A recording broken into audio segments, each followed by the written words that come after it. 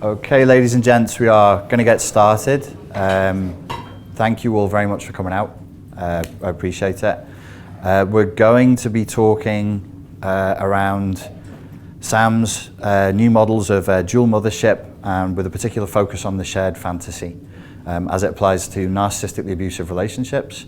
Sam is going to present and he's going to describe the mechanics, the architecture of how this plays out, and then I will present for a little while, trying to give you some solutions to this hideous demonic torture, and then we're going to take a break and then questions. So if you could withhold questions until the end, we're going to give you plenty of time and we'll get into absolutely everything. And now I shall hand you over to Mr. Sam Vaknin. Professor Sam Vaknin, thank you, sir. Dr. Professor Sam. Dr. Professor Sam Vaknin. Never gets it right. I'm Sam, actually. So thank you all for coming. Today I would like to present my recent work in academia. It's about growth hormones in magnolias in the Northern Hemisphere. It's a wrong conference? It's not the Romanian Horticultural Society? Oh my God. I'm in the wrong place. I'm in the wrong place. No magnolias for you today. Okay, Shoshanim.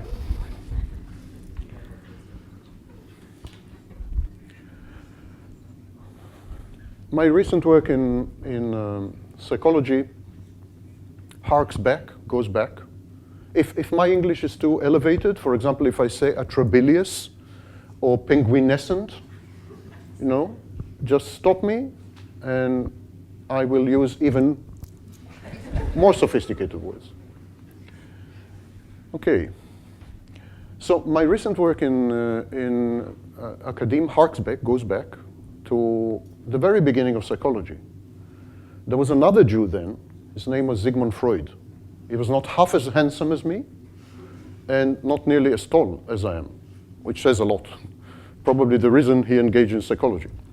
So Freud was the first to suggest almost everything in psychology. Regrettably, in the West, Freud is discarded. He is not taught in universities. Not he and not any of his successors and any of the schools that emanated from his work. None of it is taught. Because psychologists today in the West want to be physicists. Now, I'm also a physicist. I have a PhD in physics. And I can tell you that psychology is not physics and will never ever be physics. And will never ever be a science, actually. It's a pseudoscience. So, but psychologists want to feel, because they're a bit grandiose, or in my case, a lot grandiose, they want to feel that they are scientists. So they think that if they manipulate statistics, it makes them scientists. Or they feel if they work in laboratories and conduct experiments, it makes them scientists. And of course it doesn't. Consequently, modern psychology, in the West at least, had completely discarded early psychology. Let's say from the 1890s to the 1970s. Or 1980s even. All this period had been completely discarded as if psychology had started 20 years ago. This is a serious problem in psychology in general. I went back to the original. I went back to Sigmund Freud, and then following Sigmund Freud, Adler, and then following Adler, others, some parts of Jung, and then object relation schools, and then psychoanalytic theories, etc., etc. So my work is kind of retro. It's retro work. In many of my videos, I refer to other schools. So I have videos about the internal family system school. I have videos about socio-biological schools. It's not that I'm oblivious to other contributions and other schools in psychology, but this particularly has to do with what is known as object relation schools. Okay, so you can place it. What do you see here? What do you see here? You see here a very basic diagram which explains the totality of the behavior of narcissists and borderlines when they are in intimate relationships. When I say intimate relationships, I don't only mean lovers or romantic partners or even co-parents. That's not what I mean. Intimate relationships is any type of interpersonal interaction where there is an exchange of intimacy. Can you give me another example? Not romantic, to a relationship where you exchange intimacy. Friendship. Best friends. Friendship, yes. What else? Mother-child. Mother-child. Mother-child, yes. Colleagues at work. That's, hopefully you don't get intimate with them if you're married, yeah? But therapy, for example. Therapy is possibly the most intimate relationship possible, even more than your spouse or your boyfriend. All these dynamics apply to all intimate relationships, including therapy. So this is the model. There are two drives, two forces. One of them is the need to be seen, and one of them is what we call bad object internalization introjection. Now, in psychology, if the phrase is fewer than 3 words, you are not a serious psychologist. You have to call everything by at least 4 to 19 words, and then you're a very serious psychologist. So bad object internalization introjection is the clinical term, and I will explain in a minute what it means. These are the two driving forces. Every narcissist alive, and quite a few dead narcissists, and every borderline alive has this combination of two forces. As you can immediately see, the two forces are mutually exclusive. If you want to be seen, you need to be a good object, a worthy object, an interesting object, or some Vaknin. And then, of course, you cannot be a bad object. If you are a bad object, you are unworthy. You're unworthy. You're a loser. You're a failure. You are doomed and destined to solitude, to defeat, and so on. So a bad object can never be seen and does not deserve to be seen. Does not deserve to be seen. Only a good object has the right to be seen. So these forces compete on resources. They are mutually exclusive, and they create something in the psyche that is known as dissonance. So there's constant conflict between these two forces, only in borderlines and narcissists and politicians. Yes? Okay, so how to cope with this? It's an extremely unpleasant situation, of course. People with these two competing voices are in a constant state of ego dystony. They are not comfortable in their own skin. They don't like themselves. They reject themselves. They loathe themselves. This is known as ego dystony. The competition between these two forces creates ego dystony. This is this symbol, the thunder. Creates ego dystony and dissonance. It's extremely unpleasant. How to solve this? You solve it by resorting to a defense known as fantasy. Fantasy is a psychological defense mechanism. Fantasy is not what you read in chick literature. Yes? It's not fantasy. Fantasy is a defense. It means that you create an imaginary space where you can play and replay psychological dynamics in order to satisfy needs or to avoid harm. I'm going to repeat this definition because I like my voice.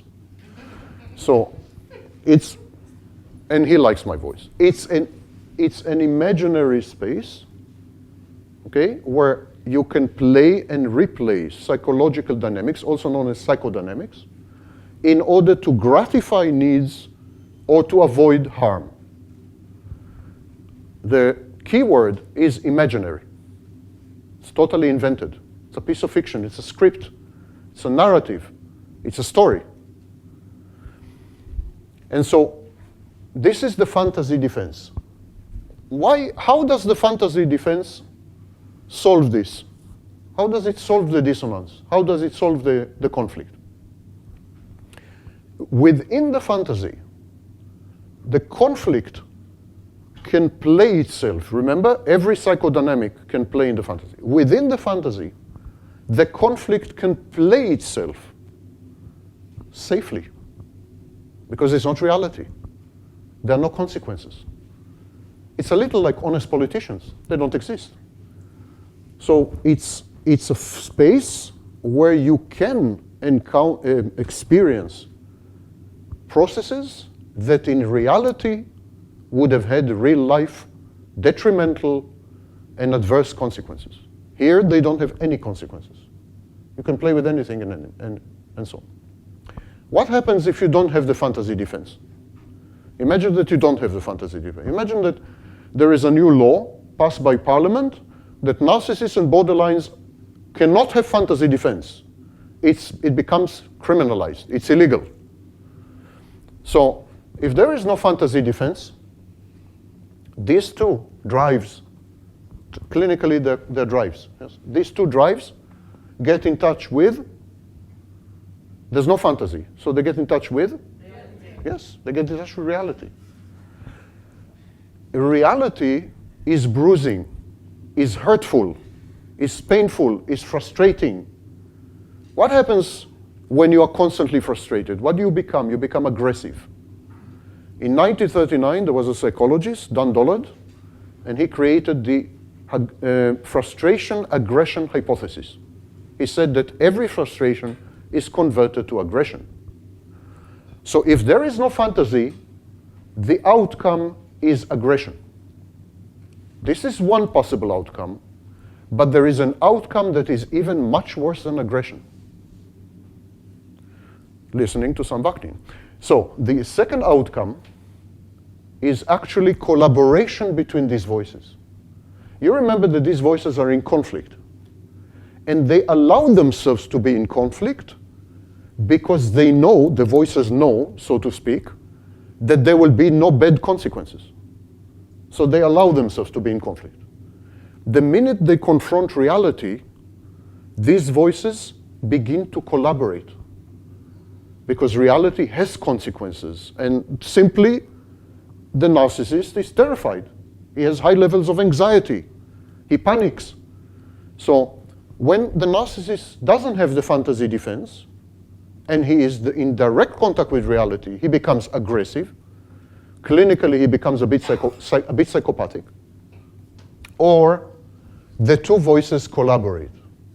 Nothing can be worse than a collaboration between these two voices. Why? The bad object, the internal bad object, wants to destroy the narcissist, wants to defeat the borderline. It's an enemy from within. It's an enemy from within. The bad object is the voice of a mother, the voice of a father, the voice of a teacher, the voices of peers, internalized, introjected. And these voices keep saying, you're ugly, you're stupid, you're inadequate, you're horrible, you will never amount to anything, etc., etc. This is a constantly playing record, and it's a long play record, constantly playing. So the aim of the bad object is to destroy the bad object, to destroy the narcissist, or to destroy the borderline. The aim of the grandiosity, this is grandiosity, yes? The aim of the grandiosity is narcissistic supply. Also in borderline. Borderline is also grandiose. So narcissistic supply or to destroy. But what happens if they have to collaborate because they are exposed to reality? The destruction, the self-destruction, becomes the source of the supply. The narcissist and the borderline self-destruct spectacularly. Like their failure, their defeat becomes a spectacle on public display, attracts attention, and so on. So when the narcissist and borderline are exposed to reality and the voices collaborate, they become super destructive in order to attract attention. This voice says, I will get what I want, I will destroy you. And this voice says, no problem, as long as you do it in a way that I will get attention. And that's exactly what happens. A fantasy defense is the only guarantee for the continued survival of the narcissist or the borderline. That's why narcissists and borderlines are heavily emotionally invested in creating fantasies, maintaining fantasies, and so on. This emotional investment is known as cathexis. It's a clinical term. Okay, so there's a fantasy. But of course, borderlines are not narcissists. Narcissists are not borderlines, although this is very heavily disputed, and in my view they are. But forget that for a minute. Right now, we teach that borderlines are not narcissists. Narcissists are not borderlines. So the fantasies of borderlines and narcissists will not be the same, of course. The fantasy of the borderline will be to find someone, usually an intimate partner, but not only, intimate partner, friend, parental figure, someone who acts as a mother or someone who acts as a father substitute. Find someone to regulate the internal environment of the borderline. The borderline's internal environment is a volcano. I'm saying she because up until recently, this diagnosis was sexist. There was gender bias. But of course, the fact is that 50% of people diagnosed with borderline personality disorder are men. So, wannabe men, okay. So, the emotions of the borderline overwhelm her, drown her. She feels she's drowning. She feels utterly overwhelmed, and this is called dysregulation. Similarly, her moods are labile. She switches between depression and euphoria, very similar to bipolar, and that's why very often borderline personality disorder is misdiagnosed as bipolar disorder, which is a superbly amateur mistake. Yeah? So, what the borderline's fantasy is, I'm going to find someone who will stabilize me, who will regulate me, someone who will keep me on an even keel. That's one of the $10 words that I promise. Will keep me on an even keel so that I will no longer feel overwhelmed and drowning. I will no longer want to die, because this dysregulation leads to suicidal ideation. It's very difficult to tolerate. 11% of people diagnosed with borderline personality disorder commit suicide successfully. That's 11%. Very close to 70% of people with borderline personality disorder commit symbolic suicide. They self-harm. They cut themselves, burn themselves, go to listen to Vaknin lectures, and so on. So, the fantasy of the borderline is to have a stable, quiet, peaceful life, finally, with inner peace. Just to be able to breathe without anxiety, without dysregulation. That's a fantasy. And she outsources this function. She outsources it to an intimate partner, for example. That's why she is heavily dependent on the intimate partner. And that's why she's terrified that the intimate partner will leave her. It's like your mind leaves you. When the borderline's intimate partner abandons her, it's like her mind had abandoned her, because she has outsourced her mind to the intimate partner. So this creates abandonment anxiety. And so what happens here is she seeks someone to regulate her, which is an external object. I will explain briefly. Am I like within time? Of course. Time? Time. What is time? You own time. Illusion of time. Time is yours. Time is mine. I will explain the difference between external and internal object. External object is you. You're all external objects. By the way, it tells you a lot about psychology, that in psychology we don't use the word people or persons. We say objects. You're all objects to a psychologist, yeah? So object relations. Object relations means relationship with people. That's for you to understand. This is psychology for you. So you are all external objects, obviously. You're not me. You're external to me. And there is something called internal object. An internal object could be many things. One of the things that internal object can be is an introject. An introject is an internal object that represents another person. So if I'm in a relationship with someone, I will create a representation of that someone, even a healthy person, by the way, not only narcissists. I'll create a representation of that other someone. I will internalize this representation, and it will become an introject.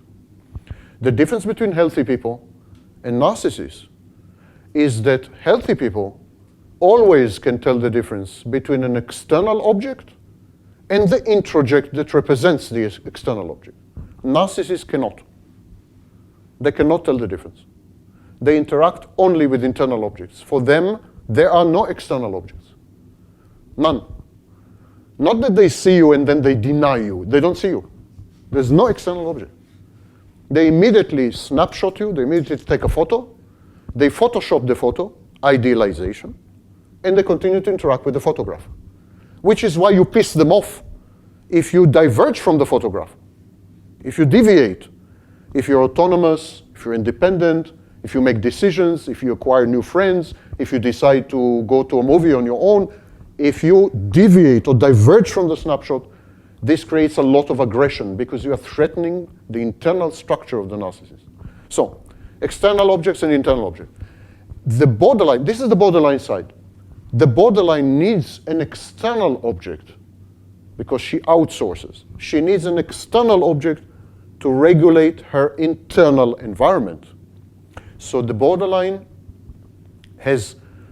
needs something called object constancy. She needs a constant object to regulate her internal environment. The narcissist, on the other hand, has no external objects. He has only introjects. He interacts only with photographs of you, never with you. So he needs something which I call introject constancy. He doesn't need object constancy. I'm not available. He doesn't need object constancy because he never interacts with objects. He needs introject constancy because he interacts only with introjects. Okay, this is the borderline's fantasy. If you are the borderline's intimate partner, you reject her, you humiliate her, you abandon her, you disagree with her, you're busy, you have a business, you travel a lot. She perceives this as object inconstancy, and she falls apart. She goes through a process called decompensation and acting out. She falls apart because this is her fantasy. If you're not there for her, you're taking away her fantasy, and then the voices will collaborate and will stage a spectacular burnout, a spectacular meltdown. It's like the bad object will destroy the borderline, and it will be done in a way that will attract attention. If there is no fantasy, as long as you're there as an intimate partner, this will not happen. You can maintain a stable borderline, but it takes a lot of work. This is the borderline side. Now the narcissist side. Of course, I'm not mentioning many other terms and so on and so forth because we have only 6 hours and I want to... Yeah. No? Getting everything wrong. Getting everything wrong today. Magnolias. Okay. The narcissist fantasy is completely different. And it's completely different because the narcissist is incapable of perceiving external objects. So the narcissist fantasy is inward directed.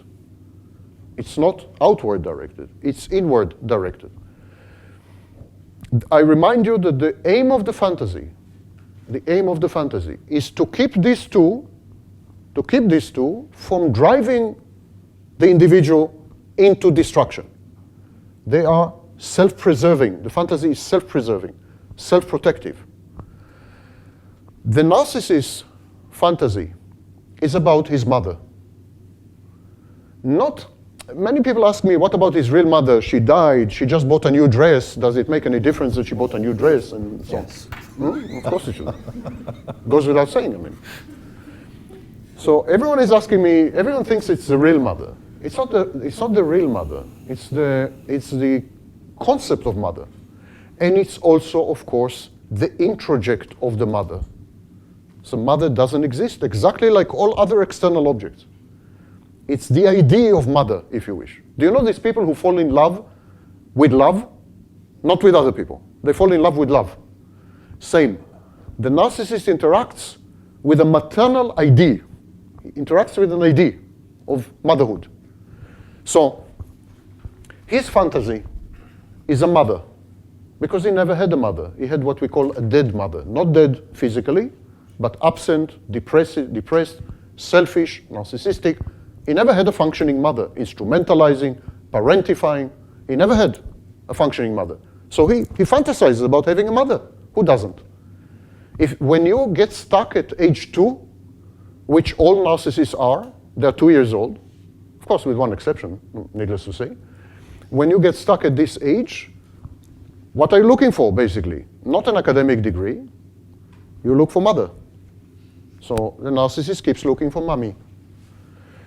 So his fantasy is about a maternal figure, a mother figure. And when he interacts with you as intimate partner, as bosses, as parental figures, he interacts with you as mothers. He converts all of you to maternal figures. But why would the narcissist want to have a mother the second time? I mean, the first time was not too successful, to use a British understatement. First time didn't go too well, did it? Why would you want to try it again? Because this time, the narcissist hopes for a different outcome. He says to himself, I failed with my original mother, I will succeed with my intimate partner, who is now my mother. I will succeed with her. So, how will I succeed with her? She will allow me to safely separate from her and become my own man, an individual. She will allow me to set boundaries, she will allow me to explore the world, and she will allow me to come back to her without punishing me for having tried to separate from her. That's very crucial. The original mother of the narcissist punished him when he tried to separate from her. Didn't let him separate. Whenever he tried to separate, she would blackmail him emotionally, for example. She would tell him, you're abandoning me, you're neglecting me, I can't live without you. I sacrifice all my life for you. You owe me. She doesn't allow the narcissist to separate. The narcissist says, my new love, or my new intimate partner, or my new boss, or my new friend, or my new mentor will allow me to separate and will not punish me for separating, so I feel safe. This concept is called safe base, safe base concept. So the narcissist looks for intimacy because he wants to separate. And this is what is discombobulating the victims. Don't tell me you all understood this word. Don't do this to me, please. Yes. Did you understand this word? No. Of course not, he is British. He is British. After Brexit, they understand nothing. So this is what confuses the victims or the intimate partners of narcissists, because he approaches. This whole process is called approach avoidance, by the way. Repetition, compulsion. Of course, everything is 4 words. Approach, avoidance, repetition, compulsion. It confuses because he approaches, he love bombs, he's all over you, you're the center of his world, he idealizes you, he tells you you're the most perfect, most amazingly beautiful, intelligent woman he's ever seen, and with you he's having experiences for the first time, and so on and so forth, which has never happened to him before and never will happen to him again, etc., this idealization phase. But he is doing all this in order to get rid of you. And this is extremely confusing. He recruits you, like recruiting you to the army, in order to experience with you the separation that he had never experienced with his mother. He wants you to make him feel safe enough to walk away. So it's separation, individuation. That is what he seeks. He immediately converts you to an introject, internal object. He continues to interact with you, and at some point he says, okay, I feel safe enough. How does he know that you're safe? He abuses you. If he abuses you and you stay, you're safe. This is the source of narcissistic abuse. This is what narcissistic abuse is all about. Testing. It's a test. He pushes the envelope. He goes further and further. He abuses you verbally, maybe at some point physically. Not all of them do. But it escalates. The abuse always escalates. Until at some point he says, okay, she's safe enough. She's safe enough. Now I can separate. Then he begins to separate. He begins the process of separation. But how to justify to himself that he's separated? But before we go there, one more thing. Am I still within the time? Yes, sir. Of course. It is your time. It's so reassuring to have the British support of mine. As per usual. The empire strikes back. Before I go there, why are you in this business? Why is he in this business? I explained. He needs a mother, and he needs to test her, and then if she's safe enough, he will separate from her. Okay, legitimate. Why are you in this business? You're in this business because of the idealization phase. The narcissist idealizes you and then gives you access to the idealized image of you. This is intoxicating. This is irresistible. The narcissist shows you yourself without any blemish, any flaw, any shortcoming.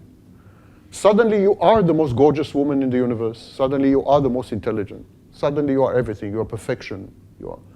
Who can resist this? Very few. Believe it or not. Even if you're not a narcissist, it's, nice. Nice to be presented to yourself this way. You begin to see yourself via the narcissist's gaze. I call it the hall of mirrors, because there's nobody there. So he takes you into a hall of mirrors, and you see yourself multiplied 1,000,000 times ad infinitum, and you are the greatest. You're amazing. In other words, you fall in love with yourself. This is self-love. And for many of the narcissist partners, it's the first time that they experience self-love. They have not experienced self-love before because they had dysfunctional mothers. It's the first time that they can experience self-love because they are ideal. What is there to hate? It's all lovable. First time they feel lovable. And this is what I call the dual mothership, because you become the narcissist's mother and then you are tested, and then you are proven safe, and then you allow him to separate and individuate from you. And he provides you with an image that is how a mother would have seen you. He is also acting as your mother. You see yourself as if a mother was watching you. Because a mother, when she looks at her baby, isn't it the most beautiful baby in the world? No. No. What does the mother do? She idealizes. She idealizes. A mother's love is unconditional. Now, there's a lot of misunderstanding about this term. Unconditional doesn't mean to be an idiot and to accept everything the child does. Unconditional love is accepting the child's essence, the child's quiddity, another $10 word, as it is. Of course, you discipline the child, you teach the child, you punish the child if necessary. This is all part of love. But the unconditional part is never rejecting the essence of the child, never rejecting who the child is. The narcissist provides you with a view of yourself that is unconditional love. He becomes your mother. He sees you as your mother should have seen you. And you see yourself in his eyes as if he were your mother. So it's a big deal. And it's addictive. It's totally addictive because it's a second chance to have an appropriate childhood. It's a second chance at childhood. People ask, why is a relationship with narcissists so addictive? Well, that's the answer. You're both each other's mothers, and it's very difficult to let go of mother. Even when she's sadistic, even when she's absent, even when she's stupid, and many mothers are all three. It's difficult to get rid of mother. So this is the dual mothership thing. Now the narcissist needs to separate from you. You're a proper mother, you've been tested with narcissistic abuse, you remained in the relationship, so you're safe. Narcissist needs to get rid of you. How to get rid of you? What would he tell himself? You're an ideal person, no? You're idealized. Why to get rid of an ideal person? So the narcissist needs to devalue you. In order to get rid of you, he needs to devalue you, which is the opposite of idealizing you. He needs to reverse the process of idealization. And this is the devalue stage, which is followed by the discard stage. But this presents a highly complex challenge. Because if I idealized you first, and now I have to devalue you, it means I'm an idiot. It means I misjudged you. It means I'm a bad judge of character. I'm a bad judge of people. Because I idealized you and it was a mistake. I should have devalued you from the beginning. What happened? Why did I fail so ostentatiously? I love these words. Ostentatiously. Why did I fail so badly? If I am godlike, as a narcissist, I'm godlike. You know, you can see it on me. I'm godlike. I'm perfect. I'm brilliant. I'm infallible. I never make mistakes. So what happened? Why? How to transition from idealization to devaluation if I need to admit that I'm not God, that I made a mistake. And this is narcissistic injury. So I can't accept this. I can't admit that I've made a mistake. What I would do instead, I would say that you have changed. You have changed. The time that I idealized you, you were worthy of idealization. But now, you have changed. Maybe you have bad friends who influenced you.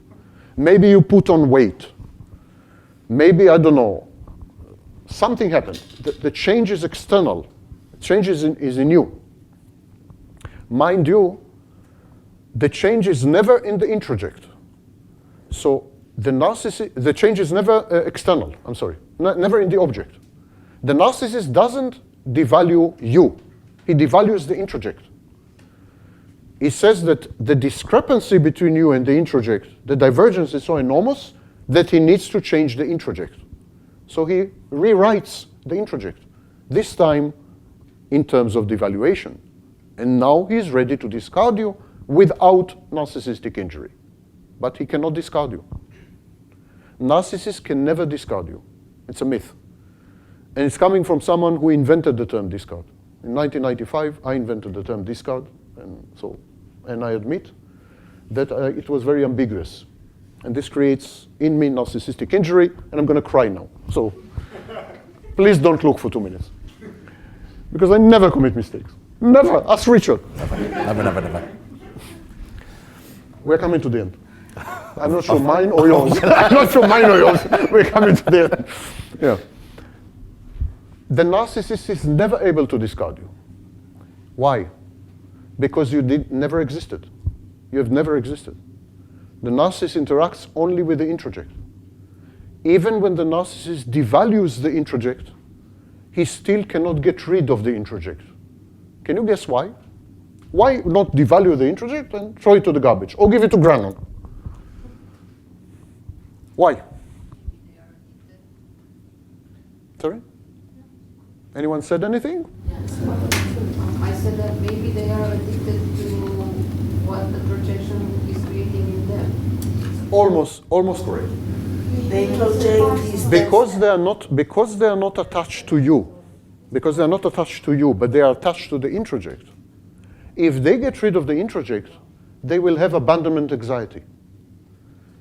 Narcissists need introject constancy, exactly like borderline. If the borderline gets rid of her partner, she develops acute anxiety and she falls apart. Or if her partner gets rid of her, same. If she loses the partner, she falls apart. It's a process called decompensation.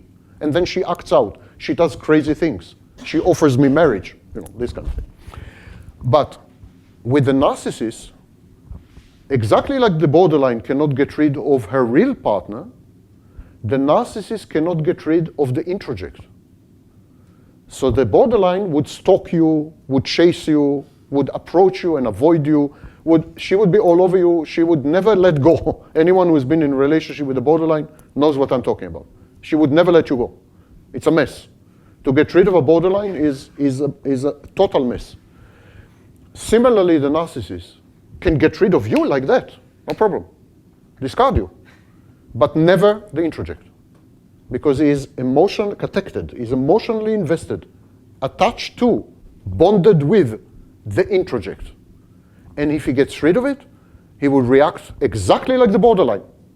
Extreme anxiety, etc. Why? I saw your hand. Luckily you have only two. Why? Because if he gets rid of the introject, what is he getting rid of? What is he getting rid of? Go up. Yes. If he gets rid of an introject, the fantasy defense is eliminated. And these two will collaborate to destroy him. Similarly with the borderline, if she gets rid of the object, the fantasy is eliminated. And she will seek to self-destruct. I won't go much further into details because Richard's life expectancy is limited. But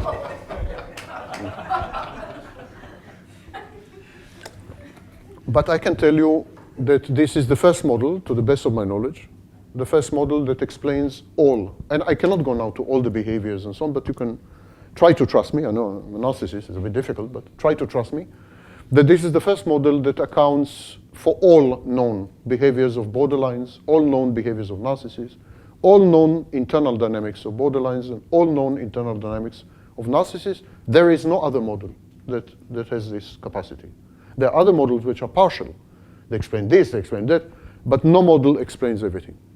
So this is a basket model that, and coming from a basket case, that explains, the totality of the interaction. I couldn't go much deeper.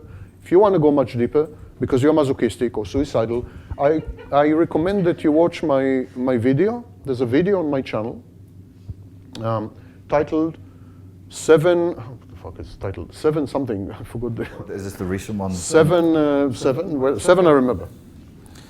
The phases. Ones, yeah. That's me. Okay. 7 phases of shared fantasy. 7 phases of shared fantasy? Yes. That's the one. Thank you very much. If you want to delve much, much deeper with all the explanations and so on, I summarize it in a short 1-hour video. And it's called the 7 phases. I'm told that it's called the 7 phases. I just demonstrated to you a phenomenon in narcissism known as dissociation. So thank you very much for listening. I will now give the floor to what's left of Richard. And after that, there will be a short break. None of you will come back, we know. But because we are both prone to fantasy defense, we will pretend that you're here. And we will answer your question. I mean, Richard will sit there, ask me a question, and I will answer, and then, Thank you, Sam. Thank you.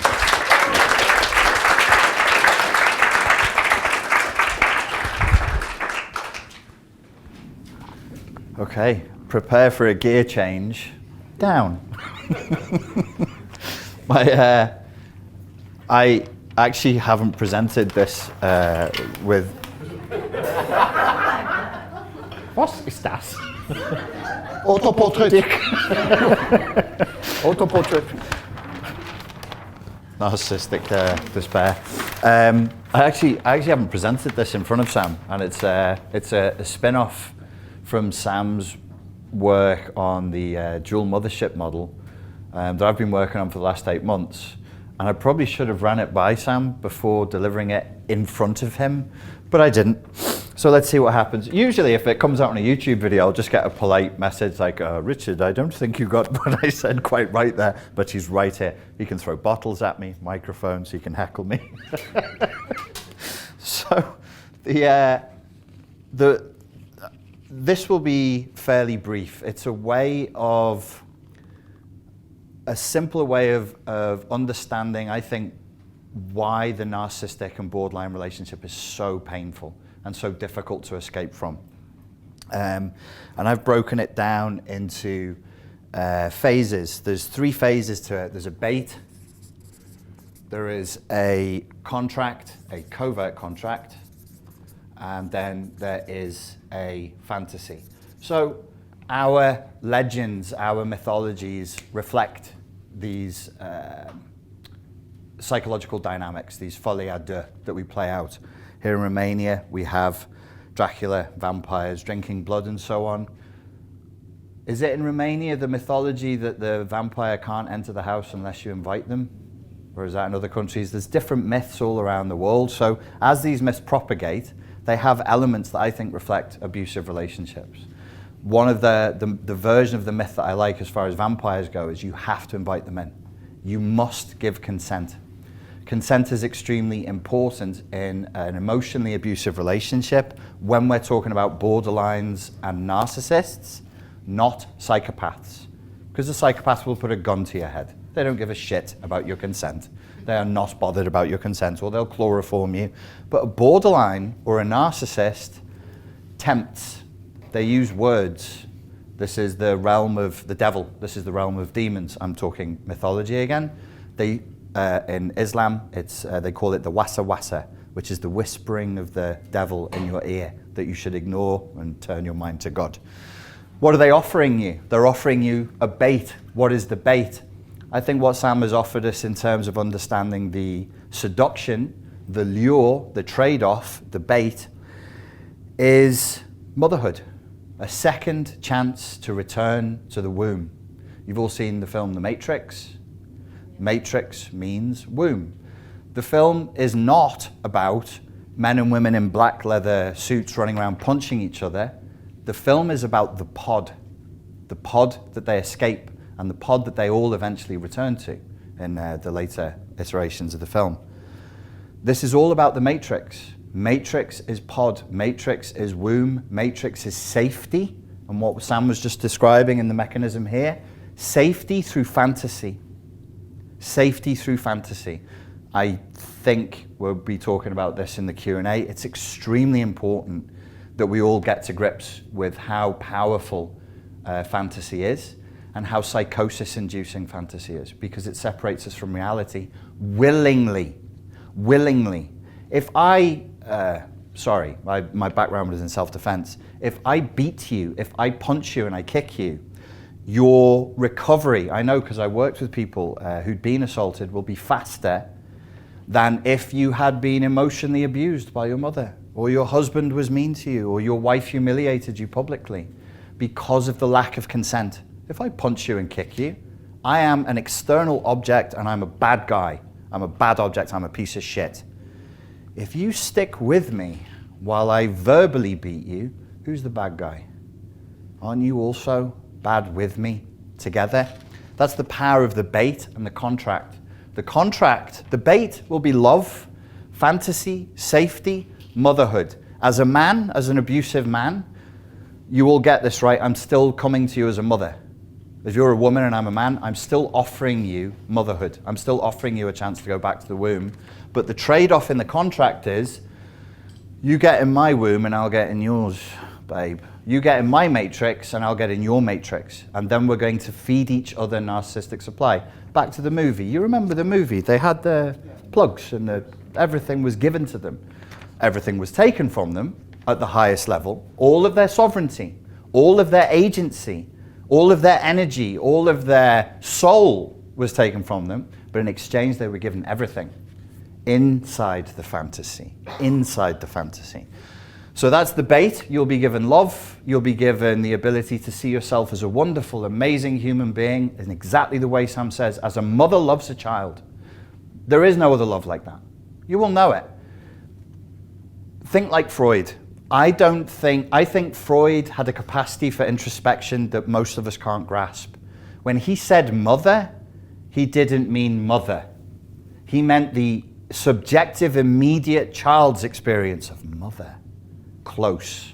He was a mystical man, like Jung, very mystical. It was very introspective. It was done through meditation and self-hypnosis. What was mother? He wasn't thinking of an Austrian lady. He was thinking of a dark space, a warm space, a safe space. He was thinking of a matrix pod. He was thinking of perfection. He was thinking of heaven. He wasn't even probably thinking, he was probably feeling. That is mother. So when he then writes, oh, you want to have sex with your mother? And people went, you want to fuck your mum? That's Freud, you fucking weirdo. He didn't mean that. He meant it in a very, it's almost, I think it should be understood almost poetically. He was a strange dude, a genius, but he meant it in a different way. So our contract is, I will take from you everything you have, everything, but I will give you the best fantasy you've ever known. Ah, yes, I see it on your faces. Most of the people in this room have experienced that.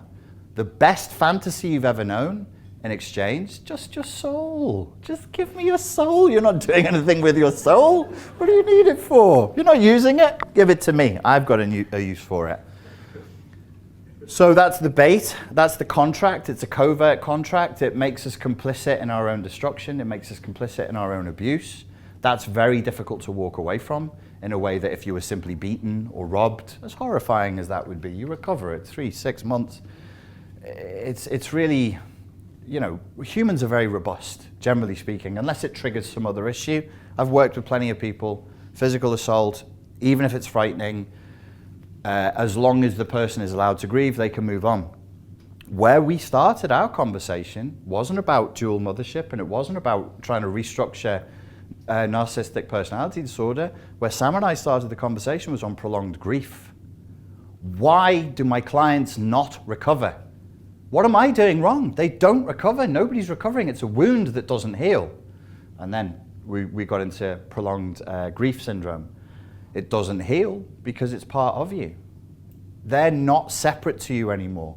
You're fused, you're merged. That was part of your contract. You just didn't read the small print. You're fused with them, and the fantasy, the shared fantasy inside the matrix, inside the virtual reality, you think you've pulled the plugs out, you think you got out the pod, but the pod's not there anymore. The pod's in here now. It's very, very difficult to escape, and it's enormously painful to try. It's almost as though there are defense mechanisms in that colonized part of your mind that as you try to pull away, will start to attack you, and you will feel yourself becoming destroyed. So that would mean, horribly, horrifyingly, as you succeed in therapy, the worse you get. As you succeed in therapy, you will fall apart. And I saw this with my clients. I'm like, I'm destroying my clients. What's happening? They're supposed to be getting better because by the old naive model, you know, we have me and this lady here. We're two separate individuals. I am horrible to her. We all understand that. She's had enough. She's got her boundaries. She ain't taking that no more. So she leaves. Oh, well done. You're very brave, very strong. And every step she walks away with, imagine, I like these sci-fi and horror movie images. Every step she walks away with, she deteriorates. Bits of her start to fall off.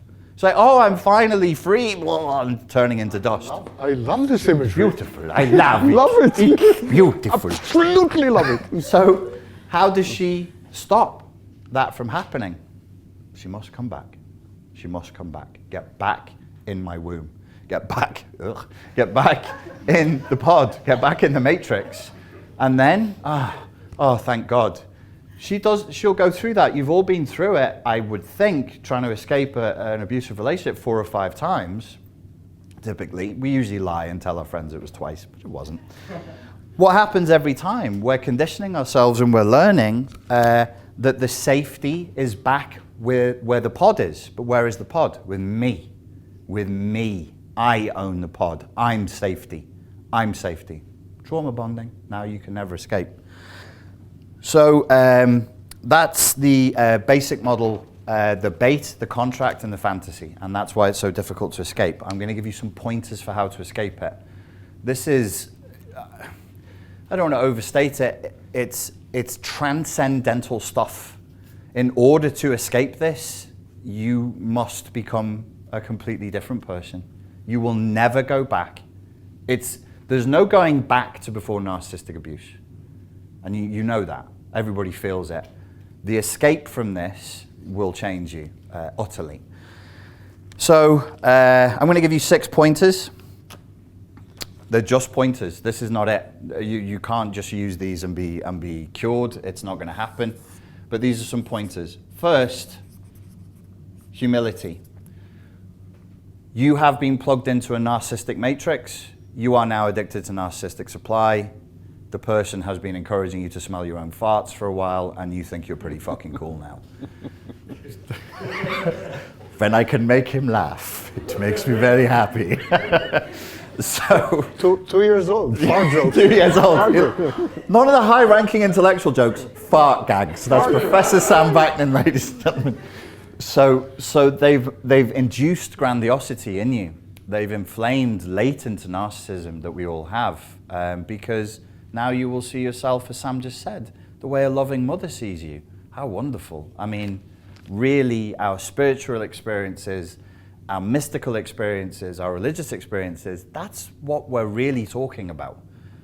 For a moment, I can see other people. What is it? We merge, we fuse, we're one. Everything is beautiful and unified, and I am beautiful and unified, and everything is completely acceptable and lovable, and so on and so forth. That's a mothering experience. That's a mother's love.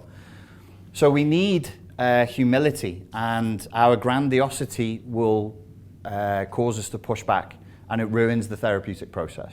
It's very difficult to do therapy in a grandiose way, because therapy requires humility. You know this, you've heard all this. It requires humility, it requires vulnerability, but your narcissistic defenses will kick up as soon as you become vulnerable. So you tell the truth to your therapist about a silly thing you did, and then they say, how do you feel about that now? Well, looking back, I think it was all right. It was probably a best decision I could have made at the time, actually. You're in a lot of pain, though, aren't you? Well, not pain, I wouldn't say pain. You told me you were suicidal. I'm suicidal. I get so dramatic, that's what my mother tells me. And then we start to bullshit ourselves and go, it wasn't that bad. It was. And that takes courage, tremendous courage to say, I'm really suffering. This is not normal. People shouldn't live like this. It's a very, very painful experience. So we use the humility to overcome the ego defenses and the grandiosity. We have to accept that there is a process of grieving. A grieving that will, this is the transcendent part, that will go beyond anything we've probably known up until this point in our lives. So, briefly, we are in it's not a normal relationship, it's a dual mothership model, as Sam has described. I'm in your matrix, you're in my matrix. My job is to grieve the loss of the child. Let us imagine that you're the narcissistic abuser. When I break up with her, I will break up with her as a mother grieving a child. So when I think of my narcissistic ex-girlfriend and I think, the week has gone by, she is alone, she is very incompetent in the world. She's probably by the side of the road, weeping next to a dirty box of clothes. What do? I go back through guilt and shame. You all recognize that. You go back, you say, they don't function, poor them, and the guilt and the shame brings you back. You're laughing. There's a lady there laughing openly. Yes, we've all done it. So we have to grieve as a mother grieves for a lost child. But wait, we're not done. I'm losing my mother. Now I must grieve as a child, not as an adult losing a mother, as a 3-year-old losing a mother. Horrifying, despair, the sense of being at loss in a world that is unsafe and vast and dark and dangerous. Sound familiar? And that's triggered by the relationship because you're losing a mother. You're losing a child and you're losing a mother at the same time. And people look at us and they go, why do you get back with them? And I'm like, if you knew, I'm losing a mother and I'm losing a child at the same time. That's why how are you going to explain that though? You have to tell your friends at the coffee shop, like, oh, I got in her matrix and then she got in my matrix. I don't think they're going to understand. So there is another element to this, which is accepting the loss. Now, I don't mean grieving here, I mean from ego. You have been ultimately in the tail end of the relationship, a battle of wills. Lose. I lost your grandiosity. Well, I didn't, not really. I think I showed them a thing or two. I don't think they'll do that again. You did shit. You did nothing. The person is sick. They're a machine. They ain't gonna stop. There's no clever thing you said that made them think. There's no fucking article or YouTube video by me or Sam that you sent to them that makes them go, hang on a minute. This fucking Sam Vaknin, you know what? I'll stop being a narcissist. No, nothing. We had no impact. It was a total loss. Accept it. Just say, I lost, I lost, I lost. Grieve, cry, despair, let it go. Let it go, let your ego go. You lost. So take the L, accept the loss, and remove your ego from the scenario. You've lost them, as I explained earlier, accept that you're losing them twice. You lose them as a mother, you lose them as a child.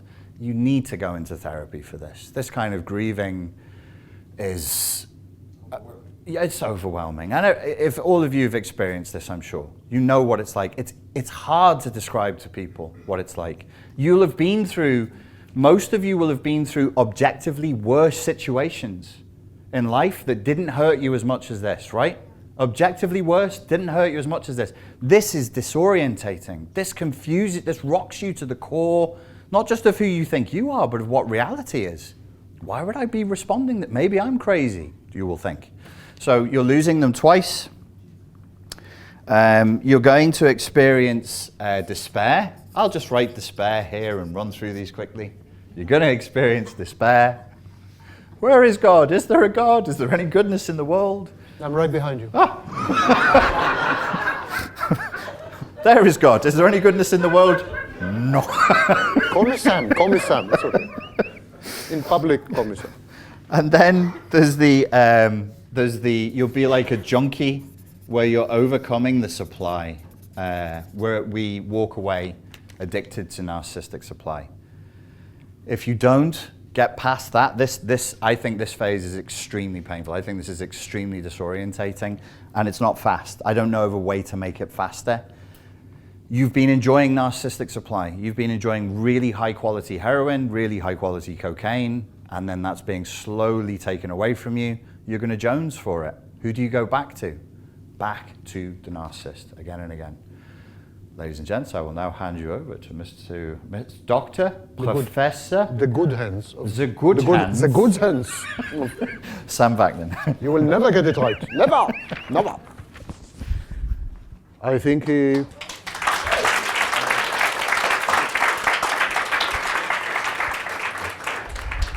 I'm heartbroken to tell you that I have no disagreement with him. It's really brilliant. And I mean it. I don't give compliments, by the way. And had I disagreed, he knows. Had I disagreed, I would have told him this is, you got it wrong here, or it's nonsense. I enjoy sadistically inflicting pain on people. Especially in public. Like you're witnesses. But brilliant rendition, I think. And this is the difference between a theoretician in an ivory tower who plays with words and essentially masturbates intellectually, and someone who has sex. Wait, who am I? You think I have sex?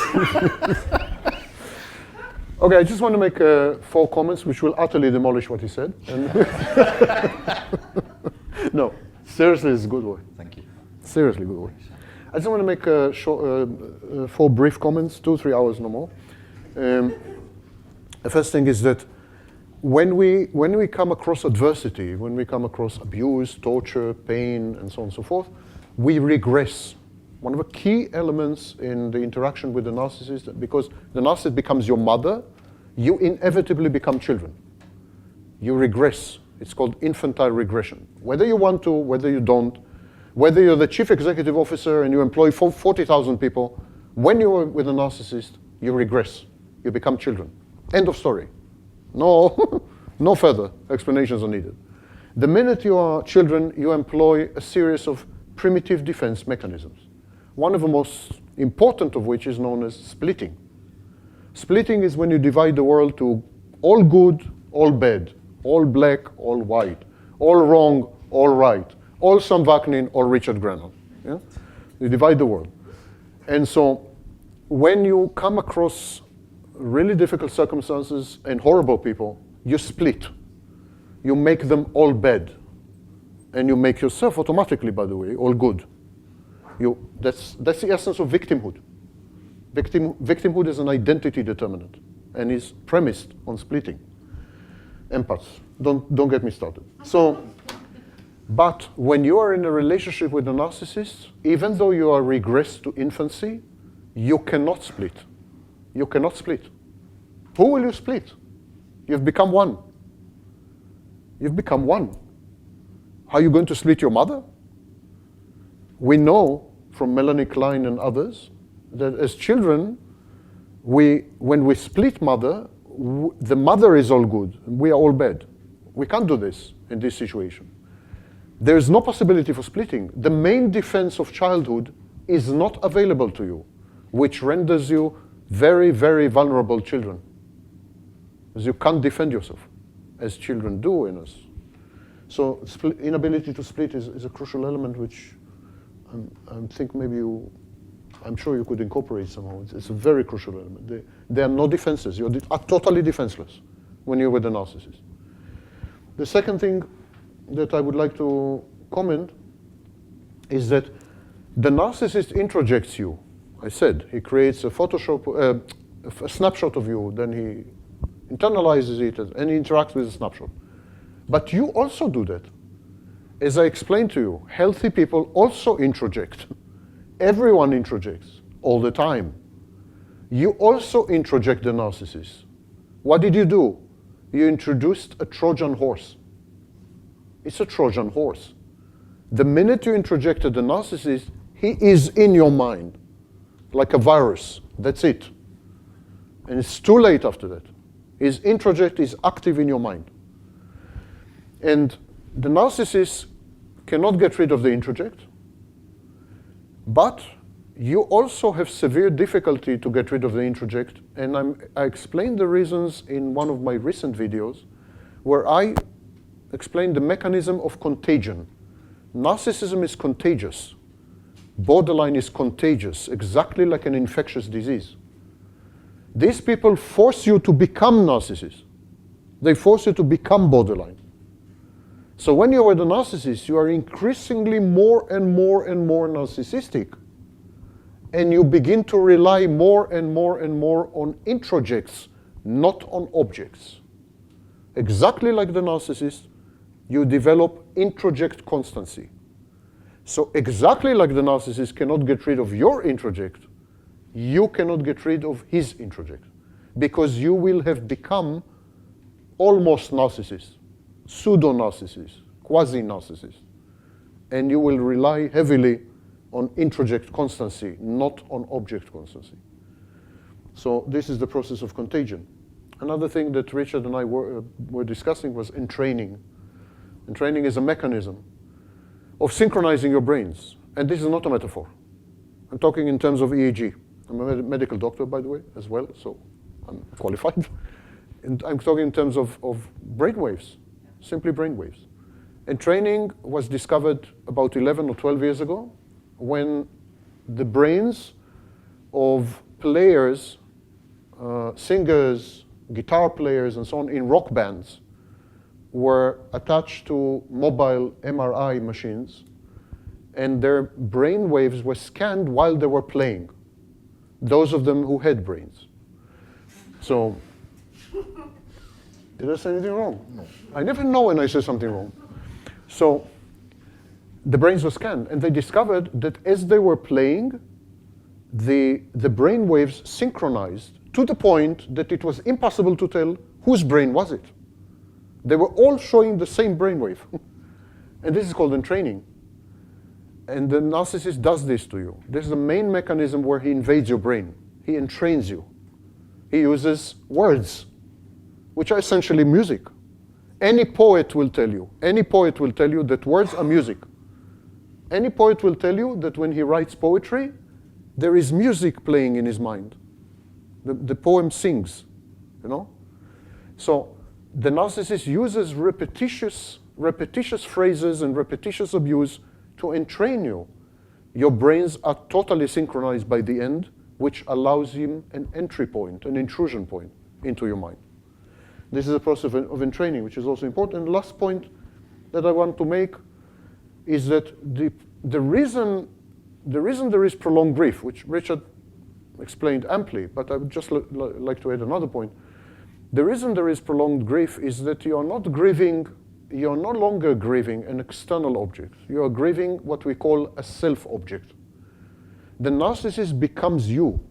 The That's what Richard said, merger, fusion. Narcissist becomes you in the deepest possible sense. When you're trying to get rid of a narcissist in your mind, you are grieving a self-object. You're grieving you. Your prolonged grief is because you have to give up on yourself. You have to give up on who you have become. And you have to give up on being a mother and being a child. All this is true. But also crucially, you have to give up on you. You are grieving who you are. You are grieving who you might have been, the potential, the lost potential, and so on. And you are grieving what you will never be, the damage. You realize there's damage. Internally, you realize there's damage, and you know that a lot of it is irreversible. Not everything has a solution. Not everything has a cure. Not everything and everyone can heal. This is American bullshit. Most things don't have solutions, actually. And in psychology, healing and cures are very rare, extremely rare. The most efficacious therapy we have is called DBT, dialectical behavior therapy, and its success rate is 50%. This is by far the most efficacious therapy we have. So a lot of the damage can never be undone. You will never be the same. And you're mourning this.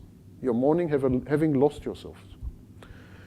With this optimistic message, I will send you on your way. Those of you who have the temerity, $10 word, those of you who have the temerity to return, we will be here to question your answers.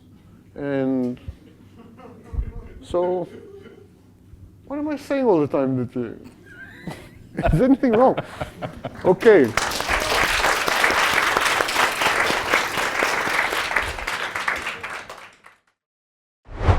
Filmam?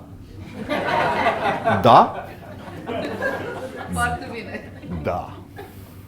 Filma and Filpa. Who is the first sacrificial lamb? Well done. Oh, yeah, right, You're madam. brave. You were constantly pointing. Yeah. Not madam, sorry. I'm not a madam, I'm not a woman.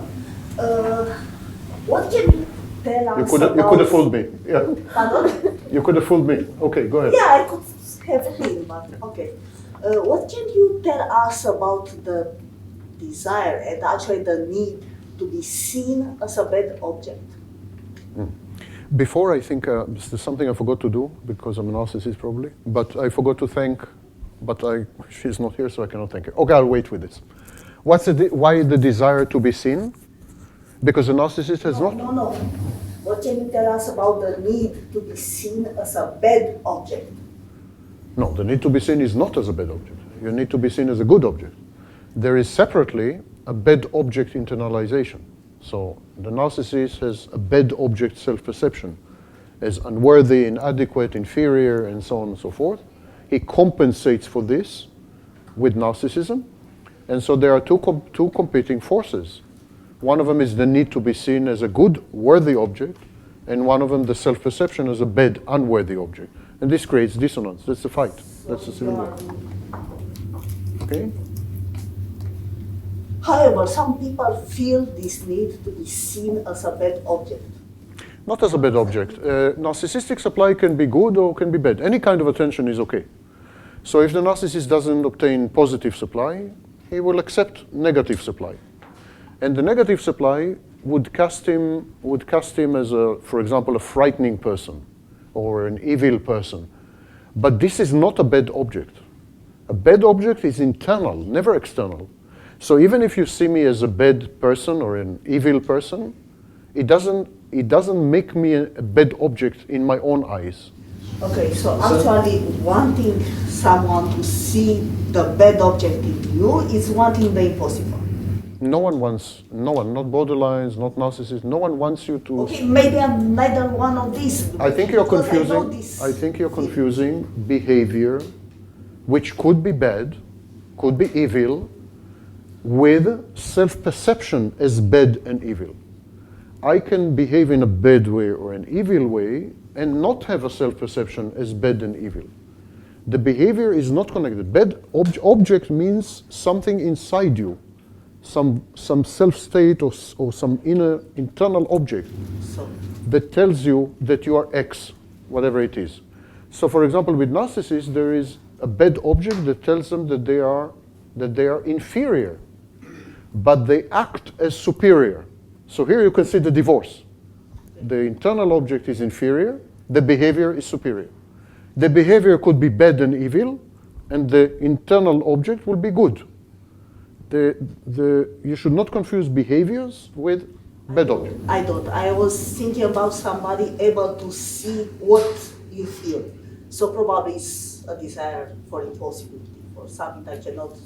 No one wants to be seen as a bad object, although some people want to be seen as bad. There's a difference. Okay? Okay, you're wrong on this. Okay, we can't monopolize the... Okay. I think you asked, I answered several times, and I think we should move on. Thank you. Objectification, that it's a polysemantic word and it's creating confusion. I will answer this question, and then I will let Richard answer some questions, and we'll alternate. Objectification is any perception of another person as in terms of utility, instrumentalizing another person, reducing another person to a set of functions, using another person, leveraging another person to satisfy needs or to avoid harm. All these are called objectification. All these behaviors are called objectification. It's simply you don't see the other person as a full-fledged, three-dimensional or four-dimensional entity, but you see what this other person can do for you. The irony is that in the dual mothership process, the narcissist objectifies you because you can provide supply and services and sex and safety and so on, but you also objectify the narcissist because you want the narcissist to provide you with the mothership. You want the narcissist to provide you with unconditional love. You want the narcissist to idealize you. So you're also objectifying the narcissist. Whenever you're in contact with a narcissist, you become a narcissist. He objectifies, you objectify. He introjects, you introject. Finally, he abuses, you abuse. Your behavior changes. Narcissism is contagious. This is the core message. Yes, sir. Yeah, go ahead. How one person become borderline, or how do they develop borderline personality disorder? Is it nature or nurture? Sam?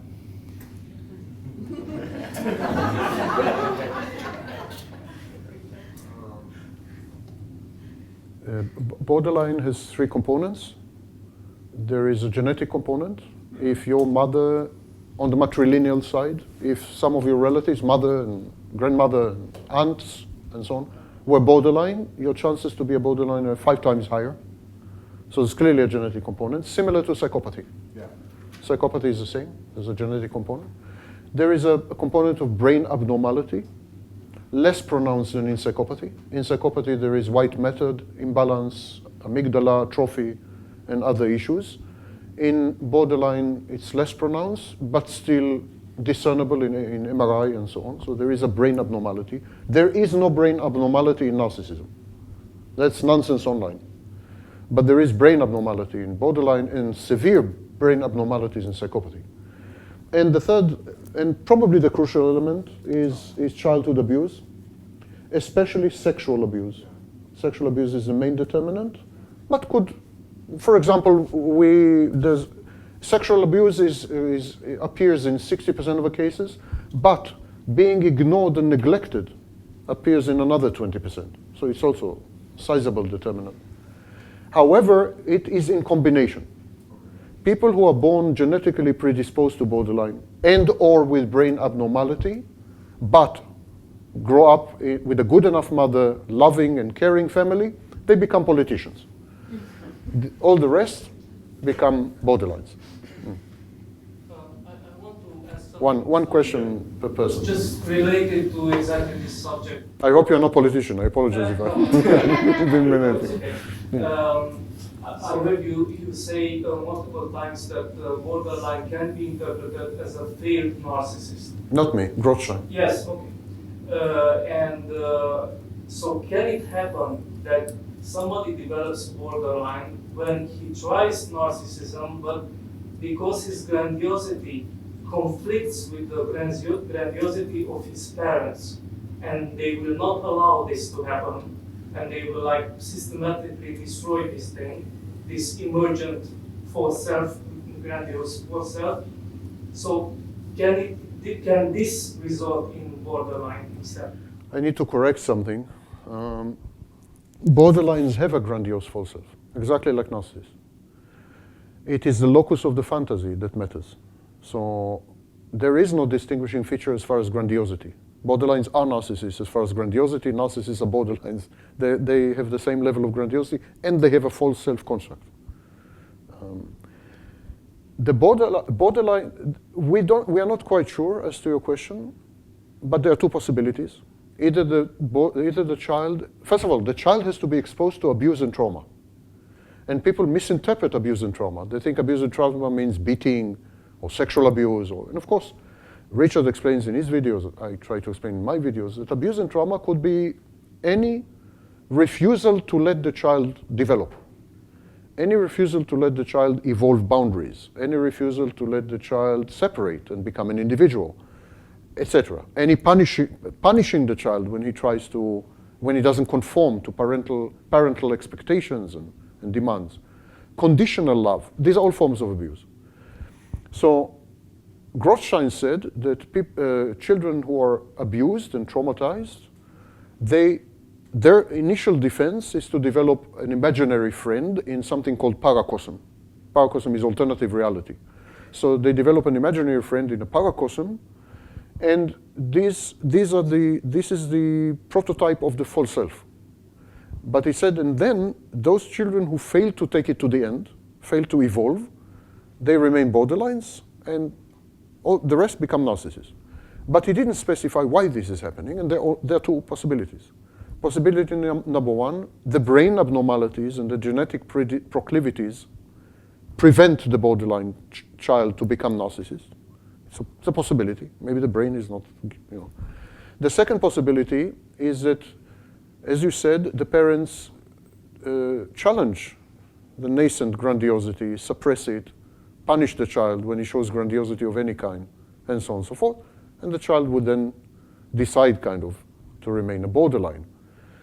It's very interesting because when we cause narcissists to decompensate, for instance, in my therapy, which is very sadistic and I love it, it's called cold therapy. I traumatize the narcissist. I traumatize, not talk about trauma. I cause trauma. And then the narcissist goes through a process called decompensation. All his defenses collapse, his false self is disabled. At that point, he becomes borderline. For example, he becomes suicidal. He self-harms.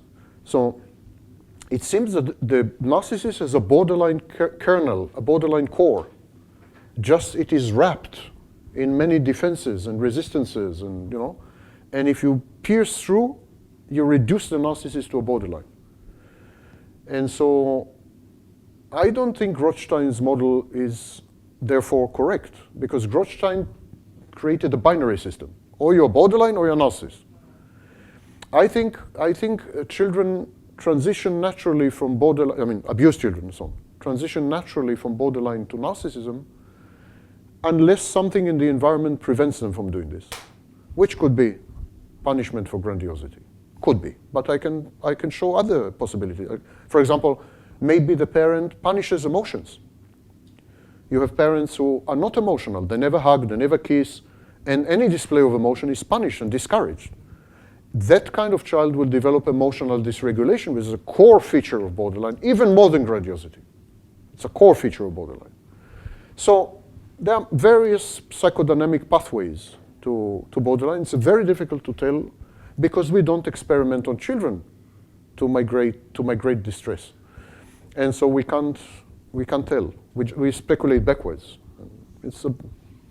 I would like to thank two people in the audience. I would like to thank Claudia Lăsculescu. She is responsible for me being in Romania. She brought me here. And I gave a series of lectures in her beautiful town of Turnul Severin. And then she introduced me to her friends in Bucharest, and I came to Bucharest. So she is responsible for the damage that you're going to suffer this evening.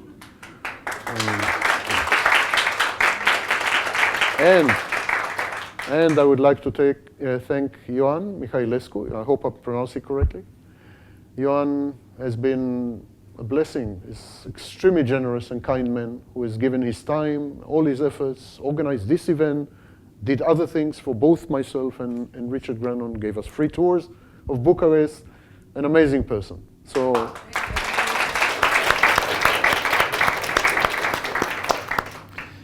You had your hand up. I remember.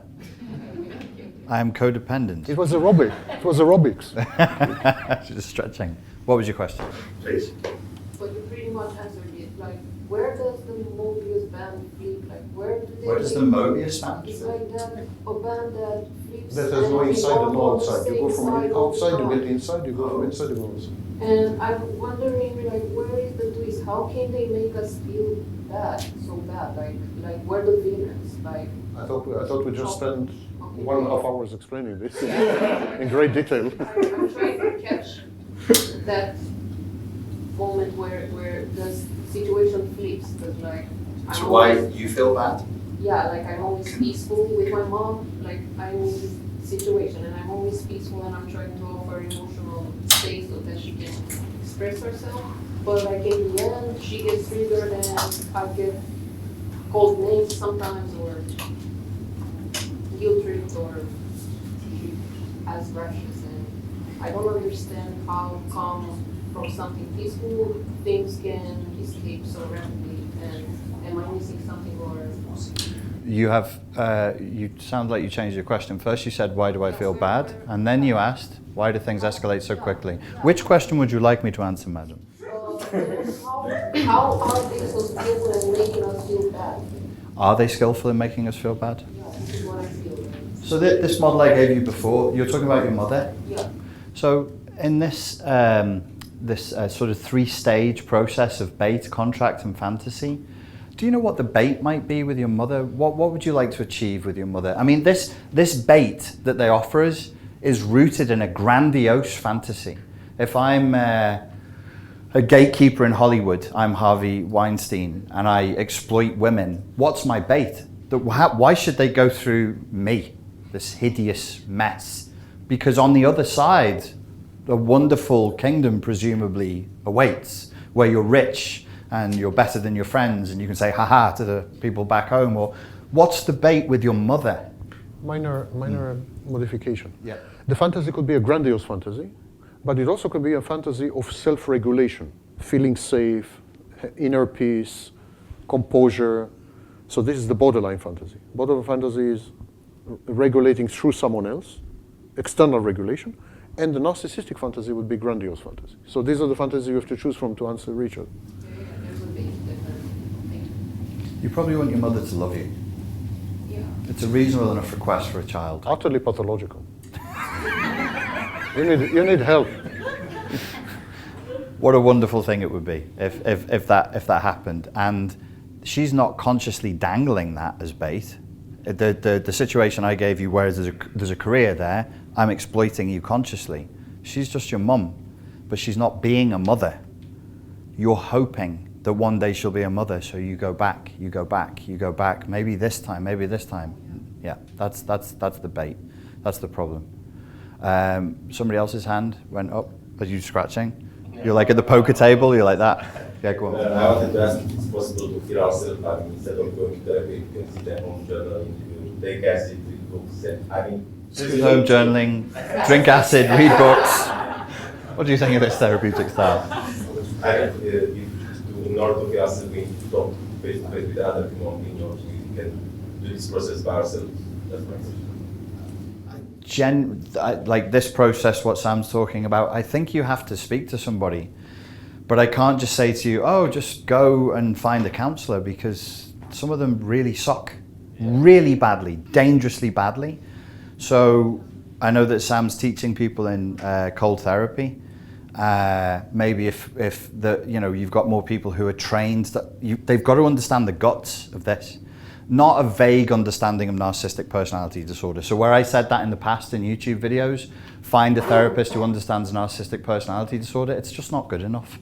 It's just not good enough. I've spoken to multiple therapists who claim that they understand the cluster B. They don't understand the mechanics of a narcissistically abusive relationship, they only know what the DSM-5 says the 9 traits of narcissism are. That is not good enough. And they'll end up, they can even further the narcissist's objectives sometimes by gaslighting you, mistakenly. They think they're doing a good thing. So I want to say to you, yes, you must speak to somebody, and then you'll say who, and I will say no one. It's very difficult, very, very difficult. Good question. Alex? Yeah, it's one for Richard, if I may. Yeah, sure. Would you say that the consent in that contract that you're mentioning, it's manufactured? And do you think that realizing it's a manufactured consent would help the party get rid of the contract? The counterparty. No, the counterparty. Get rid of the contract. Yes, good question. I'm glad that I have a whiteboard here. So, is this, in your situation, was it a family member or a relationship?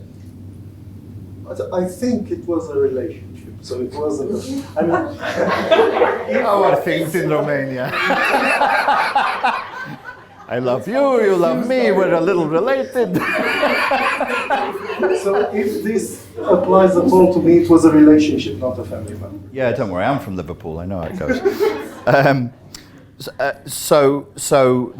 The question I would ask you would be, if you go back to before that relationship started, like a month before, and you came into this room, and I had this whiteboard here, and I wrote down what this person was actually going to do to you, and what they actually wanted, based on what you know now.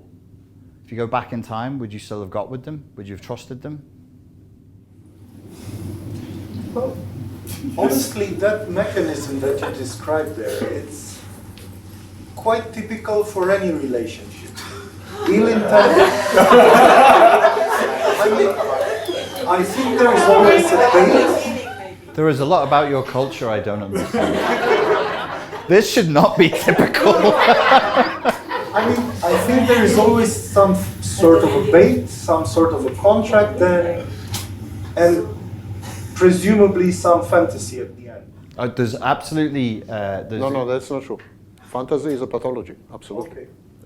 The minute you find yourself in a fantasy, the relationship is pathological, dysfunctional. Good, healthy relationships are founded on the reality principle, never ever on fantasy. The minute you begin to fantasize, the minute, for example, the idealization lasts a long time, it's pathology. It's pathological. And you need to exit. Sooner the better. So you're right about bait. Everyone is baiting each other. You're right to a large extent about contract. I mean, people do contract somehow, negotiate, but you're not right about fantasy. Fantasy is the key feature that distinguishes healthy relationships from sick ones. How do you, I'm asking you for your benefit, but for everybody else's benefit. Was it a narcissistically abusive relationship? I think it was with a borderline. Okay, was it a borderline abusive relationship? My dear fellow, what is the problem here? Were you in an emotionally abusive relationship? Oh my God. Did she hurt you? Deliberately? Well, who knows? Yeah. I think, like, if I was working with you as a coach, we would go back and have a little philosophical discussion about boundaries and what people can and cannot do in relationships and what exploitation is. That's a bigger problem for you than this. You don't know what abuse is, or you believe all women are abusive. You sexist, misogynistic. He's right, isn't he? No, it's absolutely not. In short, you're one of us. Yeah. Next question, please. Yes. So when you were talking, Sam, about the initial love bombing and then devaluation, I was also thinking of the dynamics between attachment style of anxiety and like push and pull. Is there any correlation at all between attachment style and any of these pathologies? No. No. Attachment styles are divided largely to secure and insecure, and they're typical of all known cohorts and populations. So you can find narcissists who have actually secure attachment styles and insecure attachment styles. You can find totally healthy people who have insecure attachment styles, very common actually. Attachment styles are about the ability to manage intimacy, mostly. And some narcissists, it may come as a shock to you, actually are very good at generating the simulacrum of intimacy. And then using this simulation to trap partners and so on. So attachment styles are a separate issue. What was the other part that you asked? Attachment styles then? Especially the push and pull of yes, push and pull is a different anxiety and avoidance. Yes. Push and pull is a different issue. The clinical term is approach, avoidance, repetition, compulsion. Of course, 4 words minimum. And it simply means that the parties approach each other and then they avoid each other. Now, borderlines avoid because they have engulfment anxiety. They first have abandonment anxiety. They approach you because they don't want you to abandon them. And then when you show signs of intimacy and so on, they're terrified because they feel that they're assimilated or smothered or suffocated or about to be digested, about to disappear, and they run away. And then they run away, they feel abandoned and rejected, they come back. So it is a pendular action. But exactly like attachment styles, approach, avoidance, repetition, compulsion need not be associated with pathological conditions. It is simply a personality style. So you have many, many healthy people who engage in approach avoidance. For example, most people with insecure or anxious avoidant attachment style, avoidant dismissive attachment style, anxious dismissive, avoidant dismissive. Most people with these attachment styles engage in approach avoidance repetition compulsion, even though they cannot be diagnosed with borderline or narcissism or anything. So this is confusing apples and oranges. It's statistically, most narcissists would have an insecure attachment style, but that's not a determinant or a feature of narcissism. It's a separate layer. Yes, ma'am. Me? Yes, you might. I wanted to ask, why do you believe that people are so drawn to believe in the moral superiority of the victim? Because the what, sorry? The moral superiority? Of the victim, yes. And in this case, I mean, in the relationship dynamic of between a narcissist and a borderline, more oftentimes than not, the narcissist is seen as the bad guy and the borderline is the victim, when they're actually equally as guilty. Yeah.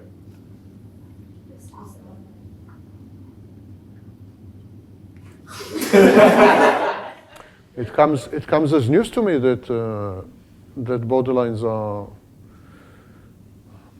are the victim side. Borderlines are as bad in many respects as narcissists, and in some respects more than narcissists. The narcissistic borderline couple was first described by a woman, a good friend of mine, Joanne Lachkar, in the 80s. And she described it as a dance of two wounds, a dance of two pathologies.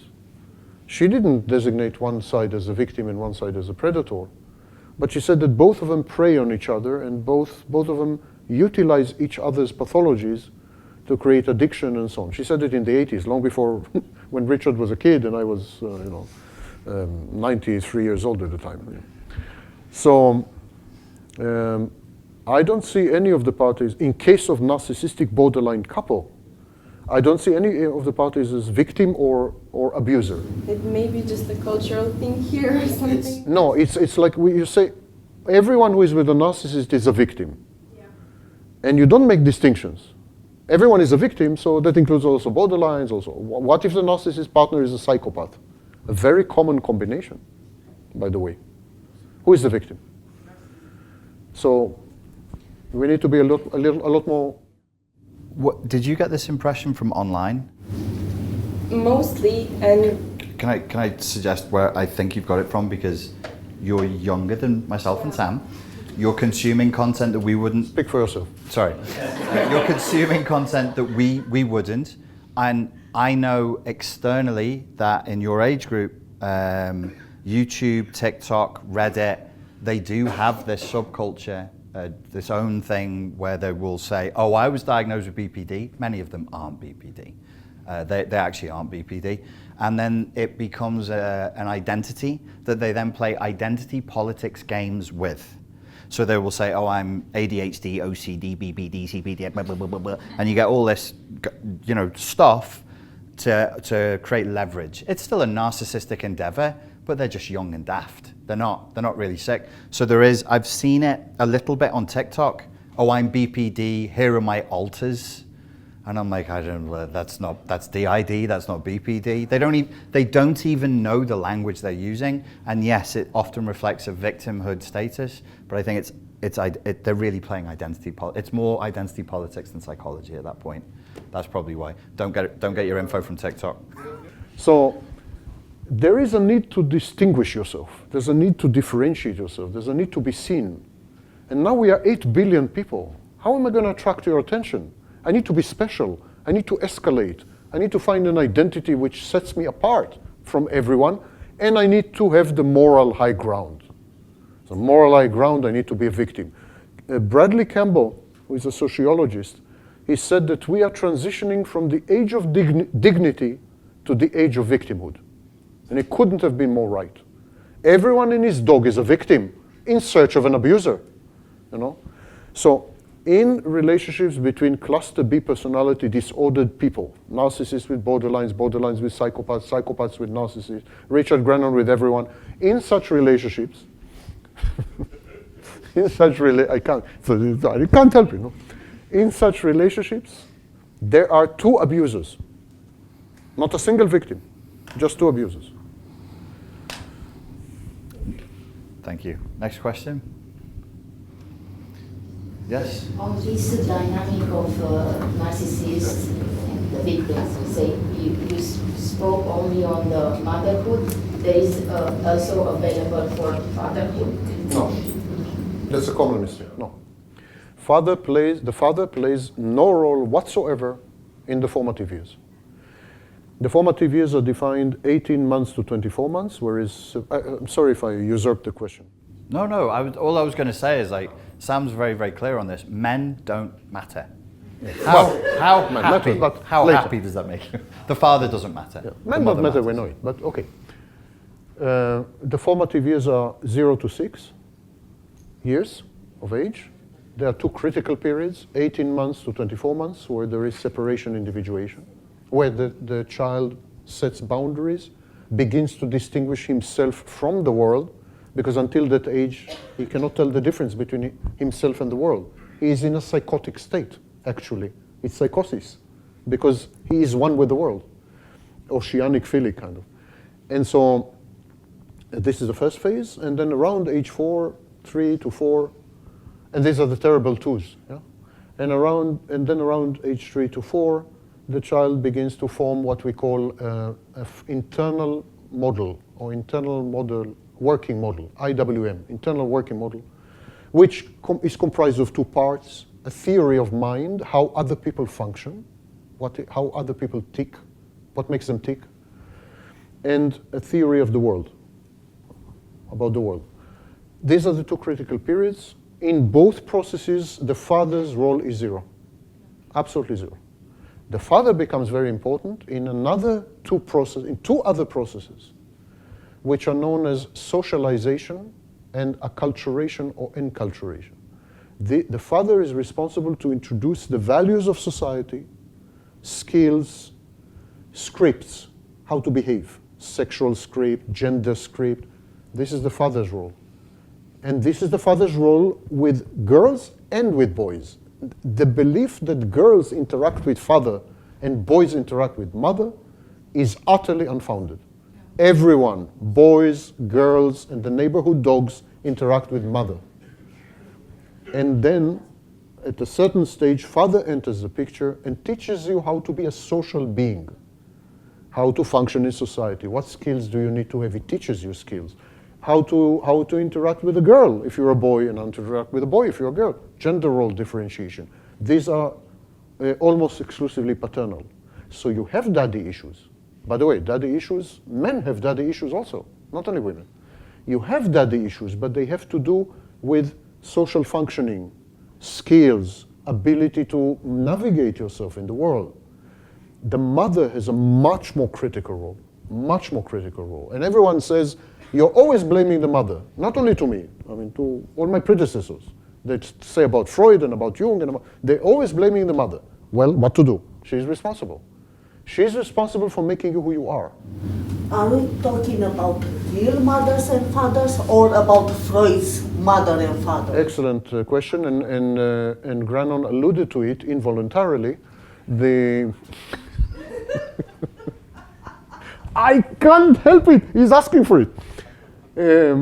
It's his fault. It's his fault. I'm victimizing him because he's asking for it. That's a really good question. No, not real mother and father. Okay. For example, it could be caregivers.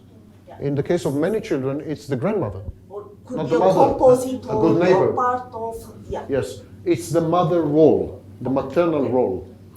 So it doesn't have to be the real. Actually, in some cases, Andre Green was a psychoanalyst who dealt with these issues. And Winnicott, Donald Winnicott. Yeah. These are the two who dealt with these issues. And Winnicott said that the child needs a good enough mother, which is any caregiver who provides 1, 2, 3, 4. He made a list. And Andre Green said that real mothers are often dead mothers. And the task of the therapist is to find for the child a mother, a maternal figure who is not his real mother.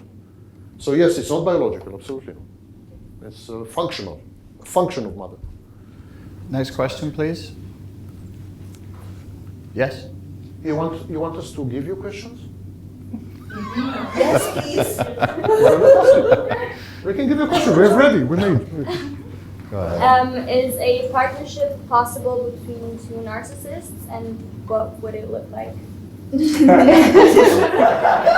What a weird. You mean like in a relationship to two people with NPD? Yeah. What would happen, Sam, in two people with NPD? Two narcissists of different types, subtypes, can and do form long-lasting partnerships and so on. So, for example, you have cerebral narcissist and somatic narcissist. The cerebral narcissist derives supply using his intelligence, his intellect, and so on. Intellectual pyrotechnics, like me. So he derives supply this way. The somatic narcissist cultivates his body, his muscles, and so on. So, did you have to ask this question? I knew this was so these are two sub. They, for example, cerebral with somatic can get along famously. The cerebral doesn't expect sex. The somatic needs sex with others, and so they get along famously. Cerebral and cerebral will compete. Somatic with somatic will compete. Overt with overt will compete, but overt with covert is an excellent partnership. Actually, there's a subtype of covert narcissist known as inverted narcissist, which goes only with, which gets along only with narcissists, because she derives supply through the narcissist, by proxy, vicariously. So differing types who are not the same can get along very well, yeah, but not the same type. Are you trying to get together with another narcissist? You can form your own dating app. Yes, sir? Yeah. Is it possible after you exit a relationship with borderline and you have been subject to abuse, is it possible that you carry that behavior and subconsciously do that to the new partner? Yes. You know what I mean? I do. Like, you can safely answer this. I can safely answer this. I will bullshit my way through this. If you are with somebody with BPD, at the very least, you're going to become as emotionally dysregulated as they are. Is that secondary or tertiary trauma? Whatever. It's vicarious trauma. Vicarious trauma. They have PTSD, they have CPTSD. You will start to get into it's like the entrainment, very similar to the brainwave entrainment, but this would be like an emotional dysregulation entrainment. You will, I did, become anxious, developed abandonment anxiety. You did, yes. Yeah. Where previously I'd had none. Developed a very insecure attachment style, became controlling, obsessive, jealous, where previously I'd been pretty chill. You were not the best partner in the next relationship, right, after that? Borderline abusive, I would say. I mean, yeah, because yes, it will be, that's where the vulnerability is in the intimacy, and that's what comes up. again, unless it's resolved therapeutically. And that's not, it's not cosmetic therapy that we're talking about. Yeah. It's a total resolution of slightly, you know, you're talking about a total resolution of the mother wound, the original wound itself, which is, it's very deep work, very, very deep work. I'll add to. Yes, I've stopped bullshitting now. This is the real answer. Actually, it's the correct answer. I just want to add a few academic highlights. When you exit a relationship with a borderline, or with a narcissist, or any abusive relationship, by the way, doesn't have. We keep talking about personality disorders like the only ones that abuse. People abuse and they're perfectly mentally healthy. It's not intimate, not inevitably linked with mental illness. Abuse is a mode of regulating intimacy in relationships. Actually, some people perceive abuse as proof of intimacy. I have spoken to numerous women who have been beaten and so on, and they said it's a sign of love. He beat me up because he loves me. He was jealous. He was jealous of other men, and it's because he loves me. So there is this also. When there's no pathology involved, it's just, this is the way these people regulate relationships. This is how they understand intimacy. Anyhow, when this happens to you with a personality disordered person, as I said repeatedly, there's contagion. You're infected. You're infected via multiple processes and mechanisms and so on. For example, the borderline is very painful. And so you start as a healthy person, let's say. The borderline is very painful. You would withdraw from her and you would invest more and more in her representation in your mind, because that's safe. Plus, you can idealize this representation. So gradually, you'll find yourself being a narcissist. Because this is what narcissists do. They interact with introjects, not with people out there. But if you were to interact with the borderline out there, you will be in constant agony. So you can't do that. So you withdraw into your own mind. You become narcissistic. It's a narcissistic defense, introjection. So similarly, a narcissist abuses you constantly. Gradually, you pick up on the abuse. You become abusive yourself. You talk back. You hit back. You mirror. You imitate. You become more and more and more abusive. There is contagion with these diseases. The minute you are released from the grip of the borderline or the grip of the narcissist, you experience, in the vast majority of cases, complex trauma. CPTSD, complex post-traumatic stress disorder. And complex trauma is literally indistinguishable from borderline personality disorder on clinical grounds. You can't tell the difference between them, to the point that the woman who invented or discovered complex trauma, Judith Herman, strongly advocates to delete the diagnosis of borderline personality disorder and to create a new diagnosis of complex trauma with borderline as a private case of complex trauma. And I fully support this. I fully agree with her. These are all post-traumatic conditions. Forget not one thing. Before I tell you what not to forget, it reminds me of, there's a movie called The Great Dictator, with Charlie Chaplin. He's Hitler in the movie. He's playing Hitler. And so he's sitting in his office, and he says, "Geschlimmt mit der Frucht, mit der Glüh," and it talks like 2 hours, you know? And then at the end of these 2 hours, the secretary pushes a single button. And then he says, "Punkt," and she types for 2 hours. Because in German, all the verbs are at the end. You have to wait to the end to know what to type. So he talks like 2 hours. It's the same with questions and answers. You ask a question 2 seconds, and I talk for half an hour. It's like Hitler in me. Yeah. Anyhow, it's important to. It's very difficult for victims to accept that narcissists are abused children. The narcissist is an abused child, a traumatized child. The reason you fall in love so deeply with the narcissist is because you see the child in him.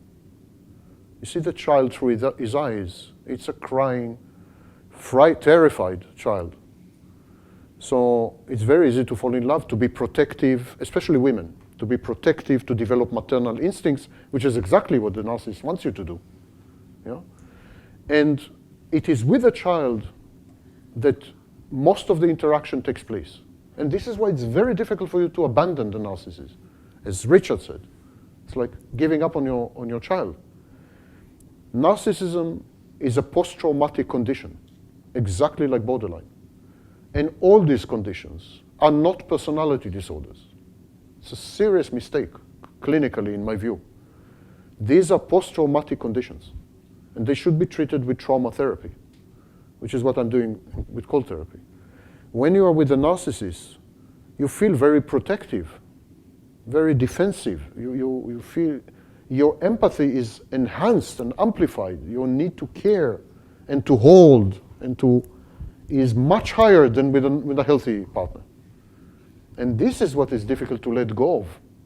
It's exactly like giving up on your own child. It's unthinkable. And this is why the grief is enormous and why you are totally shattered when the relationship ends. As Richard said, you're grieving yourself, you're grieving the mother, because he was a mother, you're grieving the child that you gave up. It's a bloody mess on every possible level.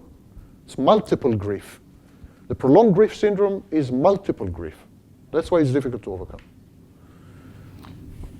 Did you have a question at the back, sir? Did your hand go up before? Mine? Yeah. Yeah, no. No, you're okay? So, put up your hand. Yes. What do you mean? Do it now! Who's next? Yes, sir? Do you think, is there any correlation between the rise of narcissists and the way we use social media in present moment? I mean, from your practice or, I don't know, your interaction? Facebook absolutely induces full-blown narcissistic personality disorder within about 1 week of use. Twitter, about 12 hours. It's as far as I know, it inflames traits, but I don't read the research. I do know a guy who does. Oh, there he is. Oh, come on, this is a question definitely you are much better suited to answer. We did a documentary about this a few years ago called Unplugged. His initiative, so he's much more... It's one of the few times I did bother my lazy ass to read the research. When I was looking at it, it wasn't... there was no clear correlation that social media usage would create narcissistic personality disorder. It requires a fairly unique set of circumstances that need to be immersive. Social media tries to be as immersive as it can, but it isn't. Does it create narcissistic injury? Absolutely, and that's there in the research. There are multiple papers that say that. They don't use the term narcissistic injury, but that is what they're referring to. The most dangerous platform to the most vulnerable population is Instagram to young women. And the worst effect is for a young, when I say young, we could be talking, they shouldn't be on there, but they are, 11, 12, 13, sees a picture of a beautiful 25, 26-year-old, and the effect over time, apparently, according to the research that was replicated, when I last looked, replicated 6 or 7 times, deleterious. It can lead to suicide in some cases. In multiple cases, it leads to body dysmorphia. You are not a teenage girl who is insecure, but extrapolate out why. What is the offense, the injury that's being caused? I think it's a narcissistic injury. You go online, and generally speaking, that which fuels the platforms that do not give a shit about your mental health. They want your consciousness, your eyes on the screen for as long as possible, as many of you now. So they will feed into outrage, narcissistic injury, envy, vanity, and competition. What is the relative positioning? Relative positioning. Relative positioning. You really should explore the psychological concept of relative positioning. If this was the game Jenga, and they have the tower, and then you pull a brick out and the entire thing will fall, without relative positioning, your social, not all, most of the big social media platforms would fall. If you took away relative positioning, there's no point being on there. There's really no sustenance, there's no joy, there's no dopamine release. So that means it's essentially an engine of envy, competition, and therefore aggression. And that's what it produces, aggression and alienation from each other. Conditions you also to use. Your conditions. Yes. There's another, just to augment to mention another thing, the metaverse. The huge risk is the metaverse. Social media, luckily, are still easily distinguishable from reality. Still. I mean, you have to open a computer, You have to log in, you have to, you have to post, you have to, it's clear that you are transitioning from reality to simulated reality in some ways, and not so in the metaverse. The metaverse will bait you, make a contract with you, provide you with fantasy. Sounds familiar? It's exactly. This is exactly narcissistic abuse. It's exactly the relationship with narcissists. It will be immersive.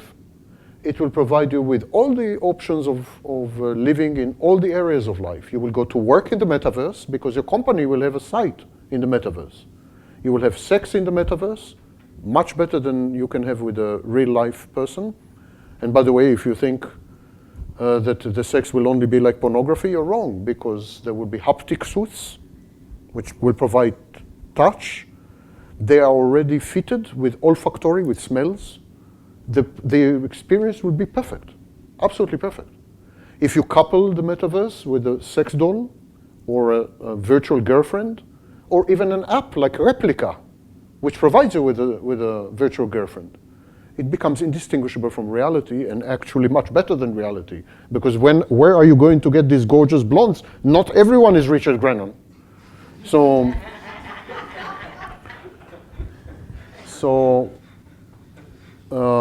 This is a very serious danger because it provides a total fantasy solution. You would not need to leave your room, end of story. You wake up in the morning and you can maybe even will wake up in the metaverse because they're already talking about sleep services, inducing sleep, helping with sleep. You may remain utterly connected, throughout, and totally self-sufficient. Matrix, yes. Totally self-sufficient, food will be brought to you, and so on. So this is a much, infinitely greater danger than social media. What can we do about it? What's the purpose? What can you do about it? The main players right now are Facebook, Meta, Google, Apple, and Amazon. What can you do about it? Twitter these social media thought nothing of blocking a president of the United States. I think that Donald Trump is scum. But I also know that he was president of the United States. And they blocked him, like that. No hesitation, nothing. Their power is unlimited. Any lawmaker who would dare to go against these platforms would be cancelled. How can we create that? You as individuals from the grassroots, you can opt out of the metaverse. How? Not connect. How? Don't connect. Simply don't connect. But how many people would be able to resist this? The problem is that reality sucks. They can get without it. The alternative to the metaverse sucks. That's the problem. On many levels, the situation today is the worst in human history. And trust me, I know history. That includes the 14th century with the Black Death. Because in the 14th century, 1/3 of the population died. That's very true. But you had your family, you had the church, you had your feudal lord, you had the Bible with its code of morality. You had frameworks that supported you throughout this horrible calamity. Today, you have nothing. All institutions collapsed. Nothing is functioning. The genders are at war. Abusers proliferate. Narcissism is exploding. The situation today is by far the worst in human history because we don't have safety nets.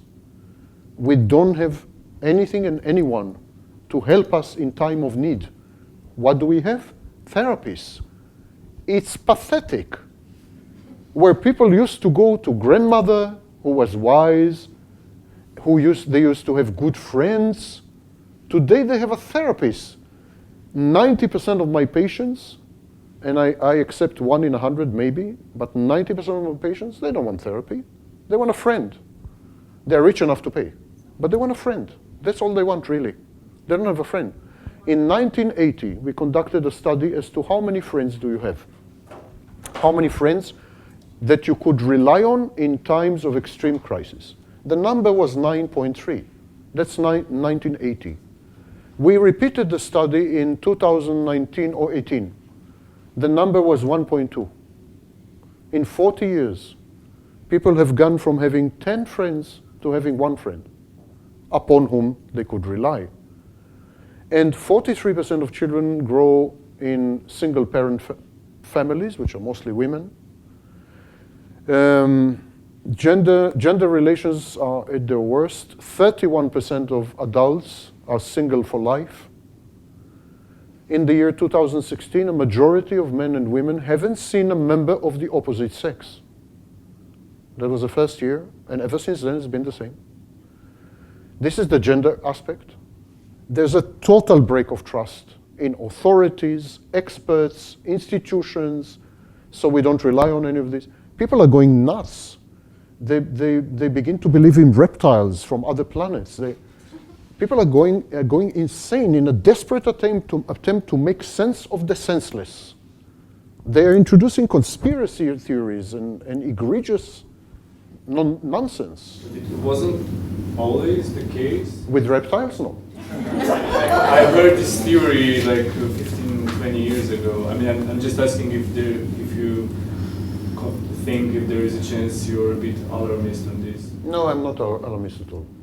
I've been like this I've been saying this for decades, and things have gone from worse to worse. Would you agree that things are going from worse to worse and not from worse to better? I mean, at least on this we can agree. We are heading to a global dictatorship. Sorry? We are heading to a global dictatorship. I don't think anyone is sufficiently coordinated to do anything global anymore, let alone a dictatorship. We can hardly get our act together in the face of COVID, in the face of famine, and so on and so forth. 1 billion people don't eat daily. So I have very little faith in our ability to coordinate anything. I would welcome a global dictatorship. At least we'll have some order. But that's extremely unlikely. Yeah. I have a question. You do? Is this a... signaling. Do you think there are similarities between the autistic people and the narcissists? Narcissists? Because I work with people with autism, and I also had 2 boyfriends with. That's what they told you. They told you we're not narcissists, we're autistic. It's a good get out of jail free. Get out of jail free. We're not narcissists, we're autistic. Do you think there are similarities? Because I saw similarities. Who feels this question? Maybe he's both. Who feels? I wouldn't dare. On this one, I always defer to you, or I send them to your video. First of all, there's been a major revision of our perception of autism. For example, we eliminated Asperger's disorder, and we replaced it with level 1 autism spectrum disorder, because we now regard autism as a spectrum rather than discrete disorders. The problem is that autism presents very much as narcissism. There is inability to read social cues. There are dysregulated behaviors which sometimes are antisocial, or at the very least asocial, but very often antisocial. There is an inability to express empathy. People with autism spectrum disorder feel empathy, but they are not able to express empathy. So they're perceived as disempathic, cold, distant, and so on. So to the untrained eye or to a layman, they would appear, the presentation, we call it presentation. The presentation is very, very similar. This is especially true in what we call high-functioning autism, because we have low-functioning autism, and then there's no, there's no problem there. You know, their behavior is clearly distinguishable from narcissists, but high-functioning autists, and even there were studies that tried to demonstrate that high-functioning autists are actually psychopaths. There are even studies like this. But of course, there are major distinctions. The autistic person is autistic because of sensitivity to stimuli. They are overwhelmed by stimuli. In this sense, actually, the autistic person is very similar to a borderline. The borderline is overwhelmed by internal stimuli, and the autistic person is overwhelmed by external stimuli. It's kind of a mirror image of borderline. And they are equally dysregulated in many cases. Additionally, it's been proven in numerous studies and so on that autistic people have empathy, that they're capable of empathy. They are unable to express empathy, but they're capable of empathy, which narcissists are not. Narcissists have something which I call cold empathy. Cold empathy is not cognitive empathy. There's a lot of confusion. Cold empathy is cognitive plus reflexive empathy. Reflexive. There are three types of empathy. The first one is reflexive empathy. When a baby sees mother and mother is smiling, the baby smiles back. Or he pees on her, so it depends. But the baby smiles back at mommy, that is reflexive empathy. It's a reflex. Then there is second phase, which is essentially cognitive empathy actually, develops in the second phase, where the child creates, as I said, creates a model of other people. And then the child says, okay, if she cries, she's sad. He creates tables, big tables. And so if she cries, she's sad, and so on. And this is second foundation. And then there is emotional empathy. Emotional empathy is developing an emotional reaction based on cognitive analysis of other people's states of mind and behaviors. So these are the three layers, and people with autism have all three. Narcissists have only two, reflexive and cognitive. They don't have emotion because narcissists have no access to positive emotions. Narcissists do have emotions, but narcissists have only negative affectivity. They have access only to negative emotions. They don't have access to a single positive emotion. The narcissist's positive emotion as a child were towards his mother, and his mother was abusing and traumatizing him, so he learned to connect positive emotions with abuse and trauma and pain. So he buried the pain, because the pain is, there is something called schema therapy, schemes. So we know that emotions are connected to cognitions, connected to values, connected to beliefs, connected to memories. When you suppress a memory, you automatically suppress the emotion connected to the memory, the cognition connected to the memory. So these children need to suppress the memories of abuse, the memories of the pain. When they suppress the memories, they suppress all the emotions connected to the memories, which are all positive emotions. So they're all positive. Moreover, when they suppress memories, they destroy their ability to remember. So they develop something called dissociation. They're highly dissociative. They don't remember. Because they don't have continuous memory, they don't remember, they have memory gaps, they don't have an identity. You can't form an identity without continuous memory. You have to remember yourself, yesterday, and so on, to have a continuous identity. So they don't have identity, and this is called identity disturbance. Everything leads to, every chain leads to another chain, and to another chain, to another chain. None of the things I mentioned happened with people with autism. People with autistic spectrum disorders have identity, they have continuous memories, they have full-fledged empathy, they have access to positive emotions, and so on. The problem is they are sensitive to, oversensitive, hypersensitive to external stimuli. And this is a very interesting connection, because we may ask, maybe borderline is a kind of inverted autism. As borderlines respond identically to internal stimulation, their emotions. So maybe there's some connection between autism and borderline, which we are not seeing yet, because they're absolutely mirror images, a mirror image. But that's another academic topic. Female autists often get misdiagnosed as borderline, don't they? Sorry? Female autists. Yes, They can be misdiagnosed. autism is often mistaken for narcissism in men and for borderline in women. We're going to take two more questions. Wait, no, it is a democracy here, my friend. There is a process. You will obey the process. I think she didn't. So I was wondering, are there any kind of other people that are not narcissistic or borderline that base their relationships on fantasy? And what's the difference between a relationship based on fantasy and one? Just a few. Fantasy is a defense. It is common in narcissism, common in borderline, but for example, it's common in paranoid personality disorder. Or maybe codependence as well? It's common in dependent personality disorder. Codependence is not a clinical term. So fantasy is a defense whenever you have a dissonance, whenever you have competing, conflicting forces of equal power inside you, one of the common reactions is to develop a fantasy, so that these forces can express themselves and fight it out without real-life consequences. So the paranoid, for example, has a persecutory fantasy. He imagines himself to be the center of a conspiracy or the center of mistreatment and so on and so forth, which is true only in my case. So if you look at it this way, the paranoid is a narcissist. Because the paranoid says, the CIA wants to kill me. But if I say the CIA wants to kill me, it means I'm a very important person, no? CIA wants to kill me. It's an extension of narcissism, and that's why the fantasy defense in paranoia is very pronounced. Same with other types of disorders. Where the fantasy is total is, of course, in schizophrenia, in psychotic disorder, where the fantasy is total.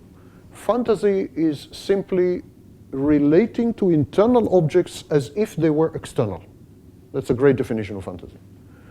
It provides safety because you can interact with internal objects and you control these internal objects. They're yours, they're inside your head, so you control them. The control gives you a sense of safe base. It's a substitute for what mother should have given you and never gave you.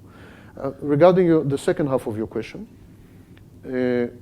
relationships based on fantasy, the alternative is relationships based on reality. In a relationship based on fantasy, you never interact with your partner, actually. You interact with an image of your partner, which you idealize or devalue in the case of the paranoid, but you always interact with an introject. We always interact with an internal object, not with the real partner.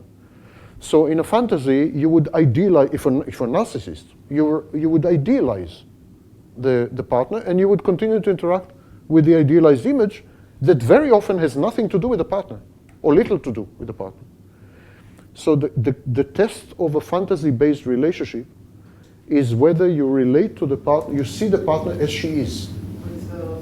With flaws, shortcomings, mistakes, etc., etc. In this sense, fantasy is the adult version of splitting. Because in splitting, which is a primitive defense mechanism, we split. We say, I'm all good, she is all bad. Or she is all good, I'm all bad.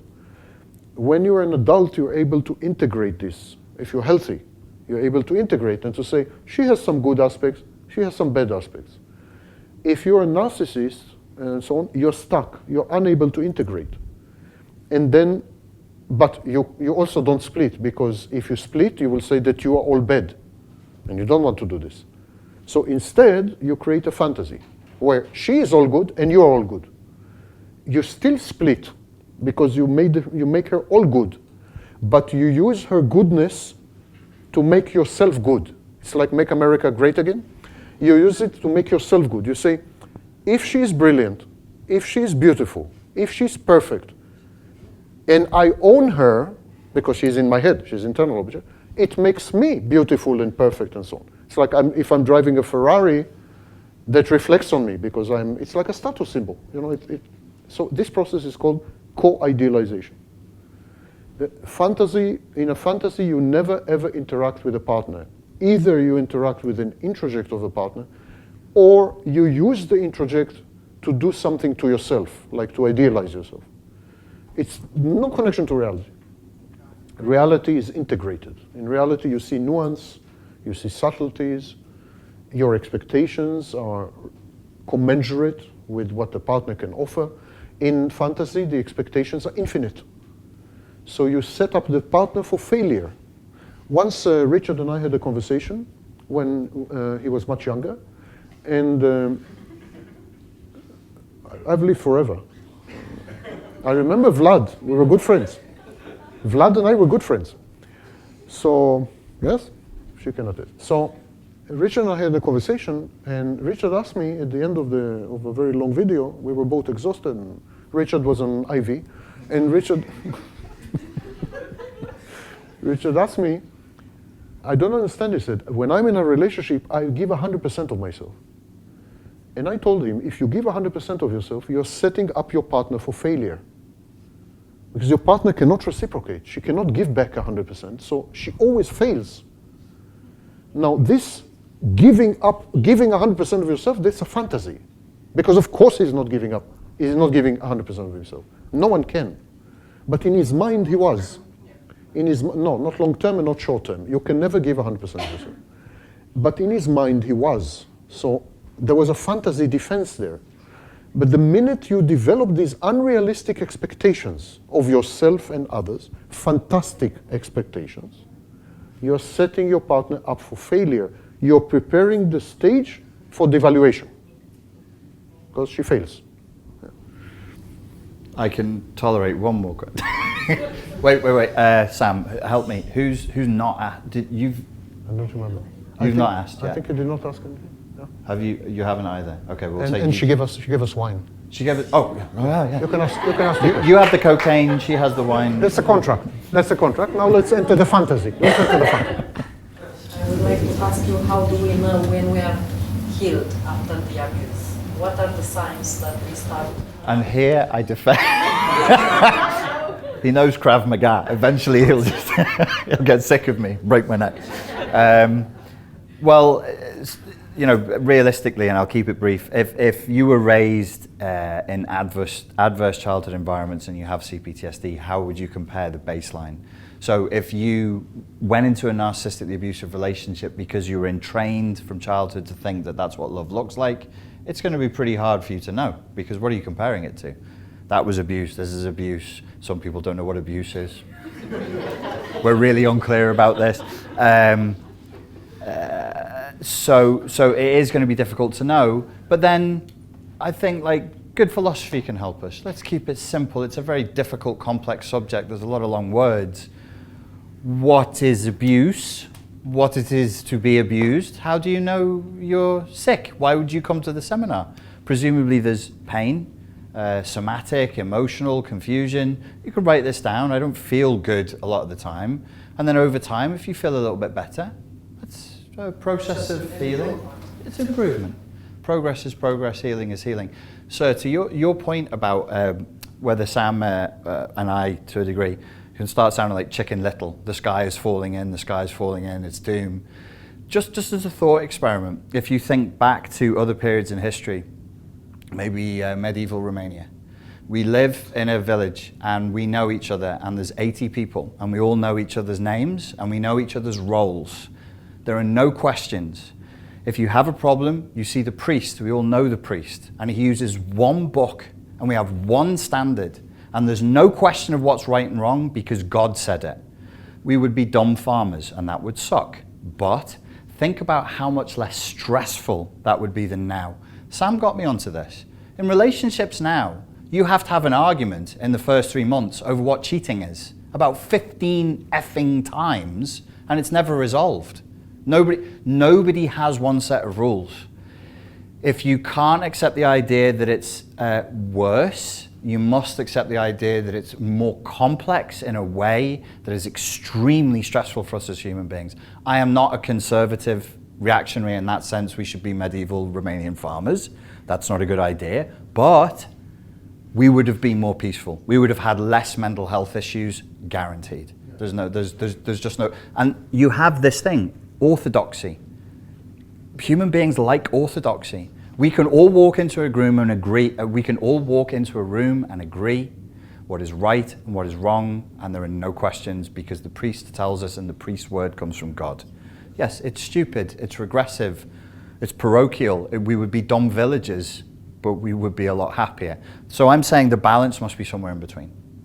That's just a thought experiment. How would you explain the following fact? Apropos alarmism. And in a minute I will. I will add something to Rachel's answer, as usual. How will you explain the following fact? In 1952, the first edition of the DSM had 100 pages. The text revision of the 5th edition, which was published a few weeks ago, is 1,100 pages.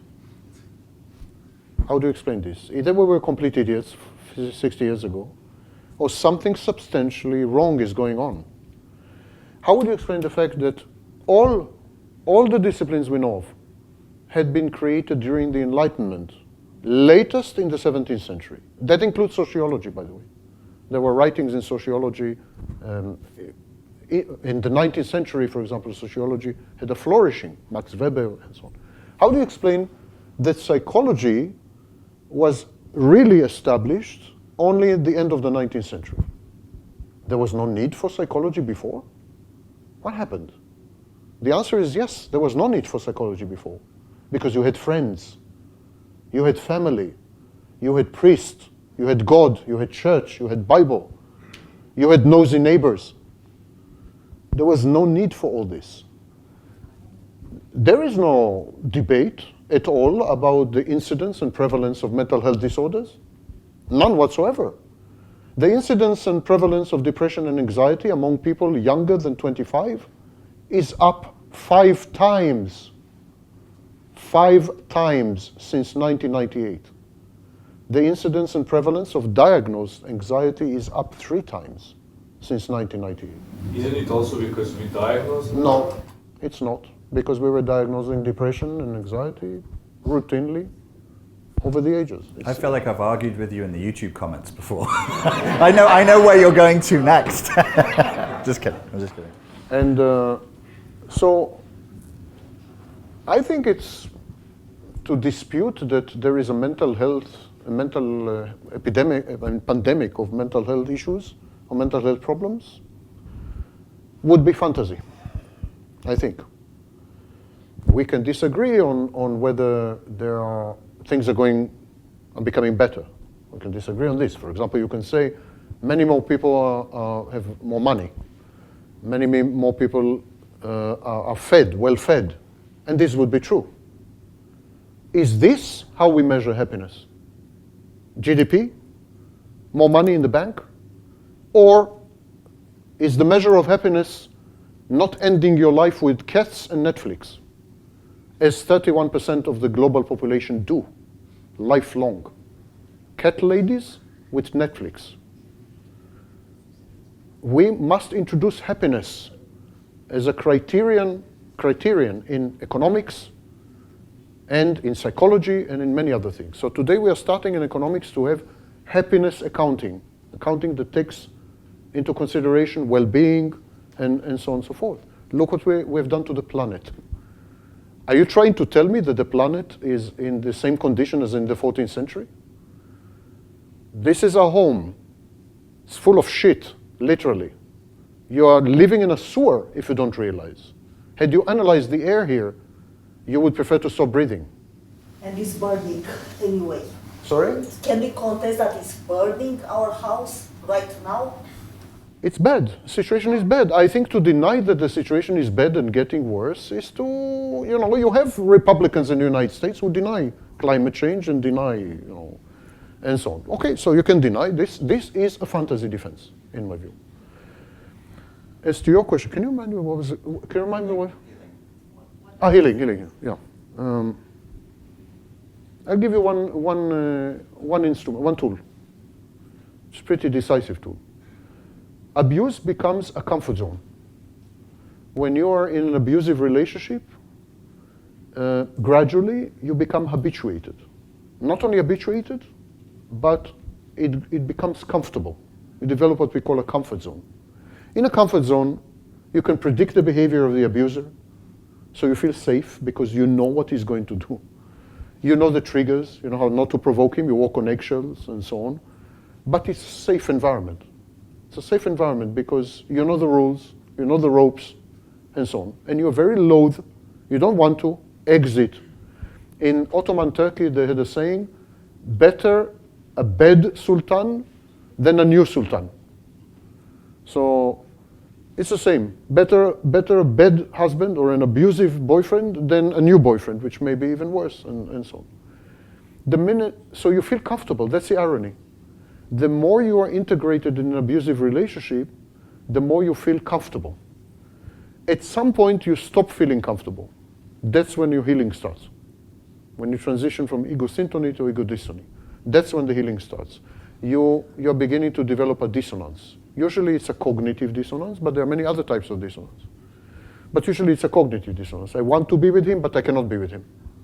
I want to be, but I cannot be. So this creates a dissonance. You begin to feel uncomfortable. That is the beginning of your healing. You are the final question. You. You bring mercy. We want you. It's like the poster in World War I. We want you.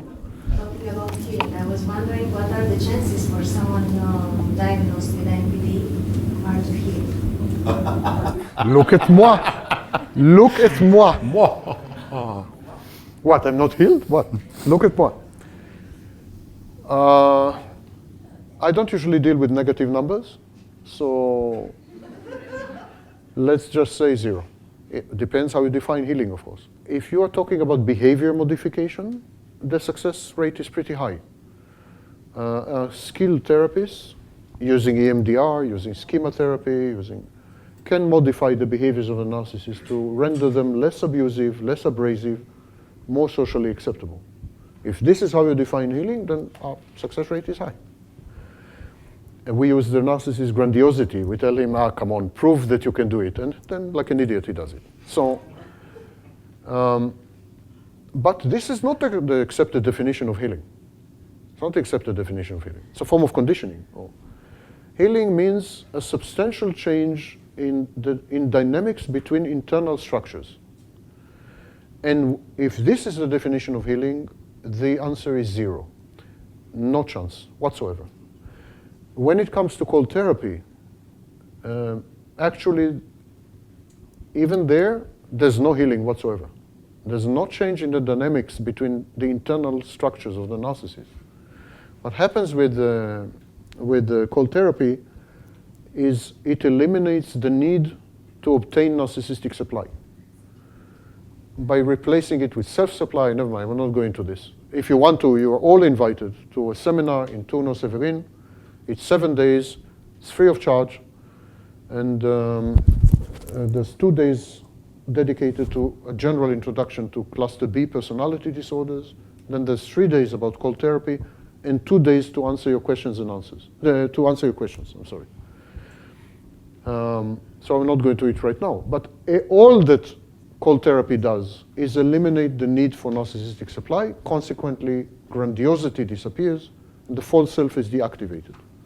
Now, that's a major thing, but it's not healing. It's not healing because it doesn't touch on issues like empathy. It doesn't change abusive behaviors. It's not healing. It's not healing here, absolutely not. It's deactivation of one feature. Just deactivating one feature. It's like, you have a device and you're not using one up, more or less. So there's no healing in NPD. NPD by far is the most intractable mental health disorders.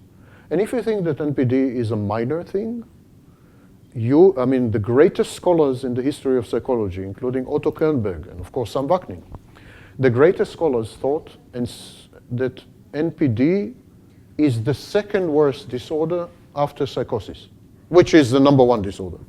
Like psychosis is the end of the world. Psychosis is the worst conceivable mental illness. It involves schizophrenia, paranoia, hallucinations. It's a bloody mess. And Kernberg, who is the father of the field, and Minor me, and many others, we believe that narcissistic personality disorder, not borderline by the way, narcissistic personality disorder, is extremely close to psychosis if it is not a form of psychosis. It's extremely close. It's the second worst mental illness available. Borderline is not the same because the prognosis for borderline is very good, actually. 81% of patients diagnosed with borderline personality disorder lose the diagnosis completely by age 45. Cannot be diagnosed anymore. DBT, dialectical behavior therapy, cures within 1 year 50% of the patients so that they can no longer be diagnosed. So the prognosis for BPD is one of the best, ironically. One of the best. There is spontaneous remission, which leads us to believe that it's a brain issue, a biological issue. There is spontaneous remission, which affects almost all borderlines, if they're willing to wait until they're 45. And if they're not willing to wait, there's a therapy, which helps them to heal long before age 45. There is nothing remotely like this for narcissists. Nothing. Do you know that 70% of psychopaths lose the diagnosis after age 40? 70% of psychopaths, they lose the behaviors, I'm sorry, not the diagnosis. They lose the psychopathic behaviors after age 40. They are no longer psychopaths. they're not defiant, they're not reactant, they're not reckless, they obey morality and law, they become normal people. Psychopaths. Psychopaths. Brain, probably. It's all, in my view, it's biological. Psychopaths have hope. Borderlines have huge hope.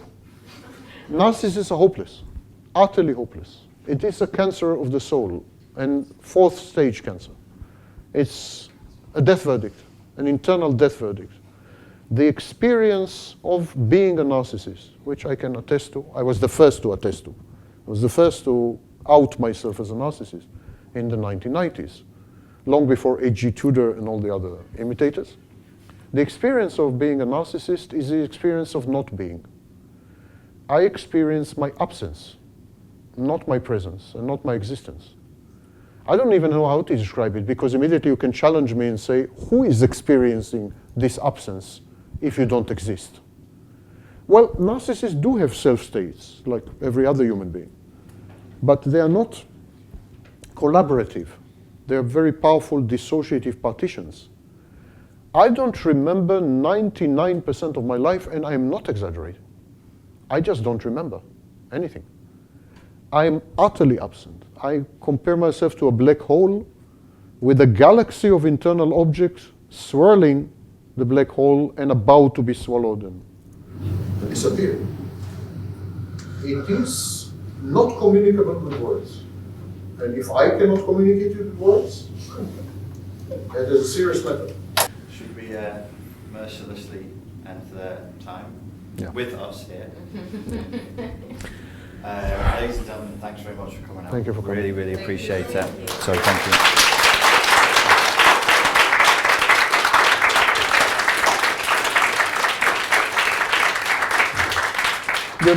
You notice Richard was applauding you? I was not. Right? Right. I have to escape the room and go to the bathroom, but Sam can ask your questions. Just maul him. Why are you abandoning me? Okay, folks, the new course, Unplug from the Matrix of Narcissistic Abuse, is out now. And if you're interested in finding out more about that, please click the link below.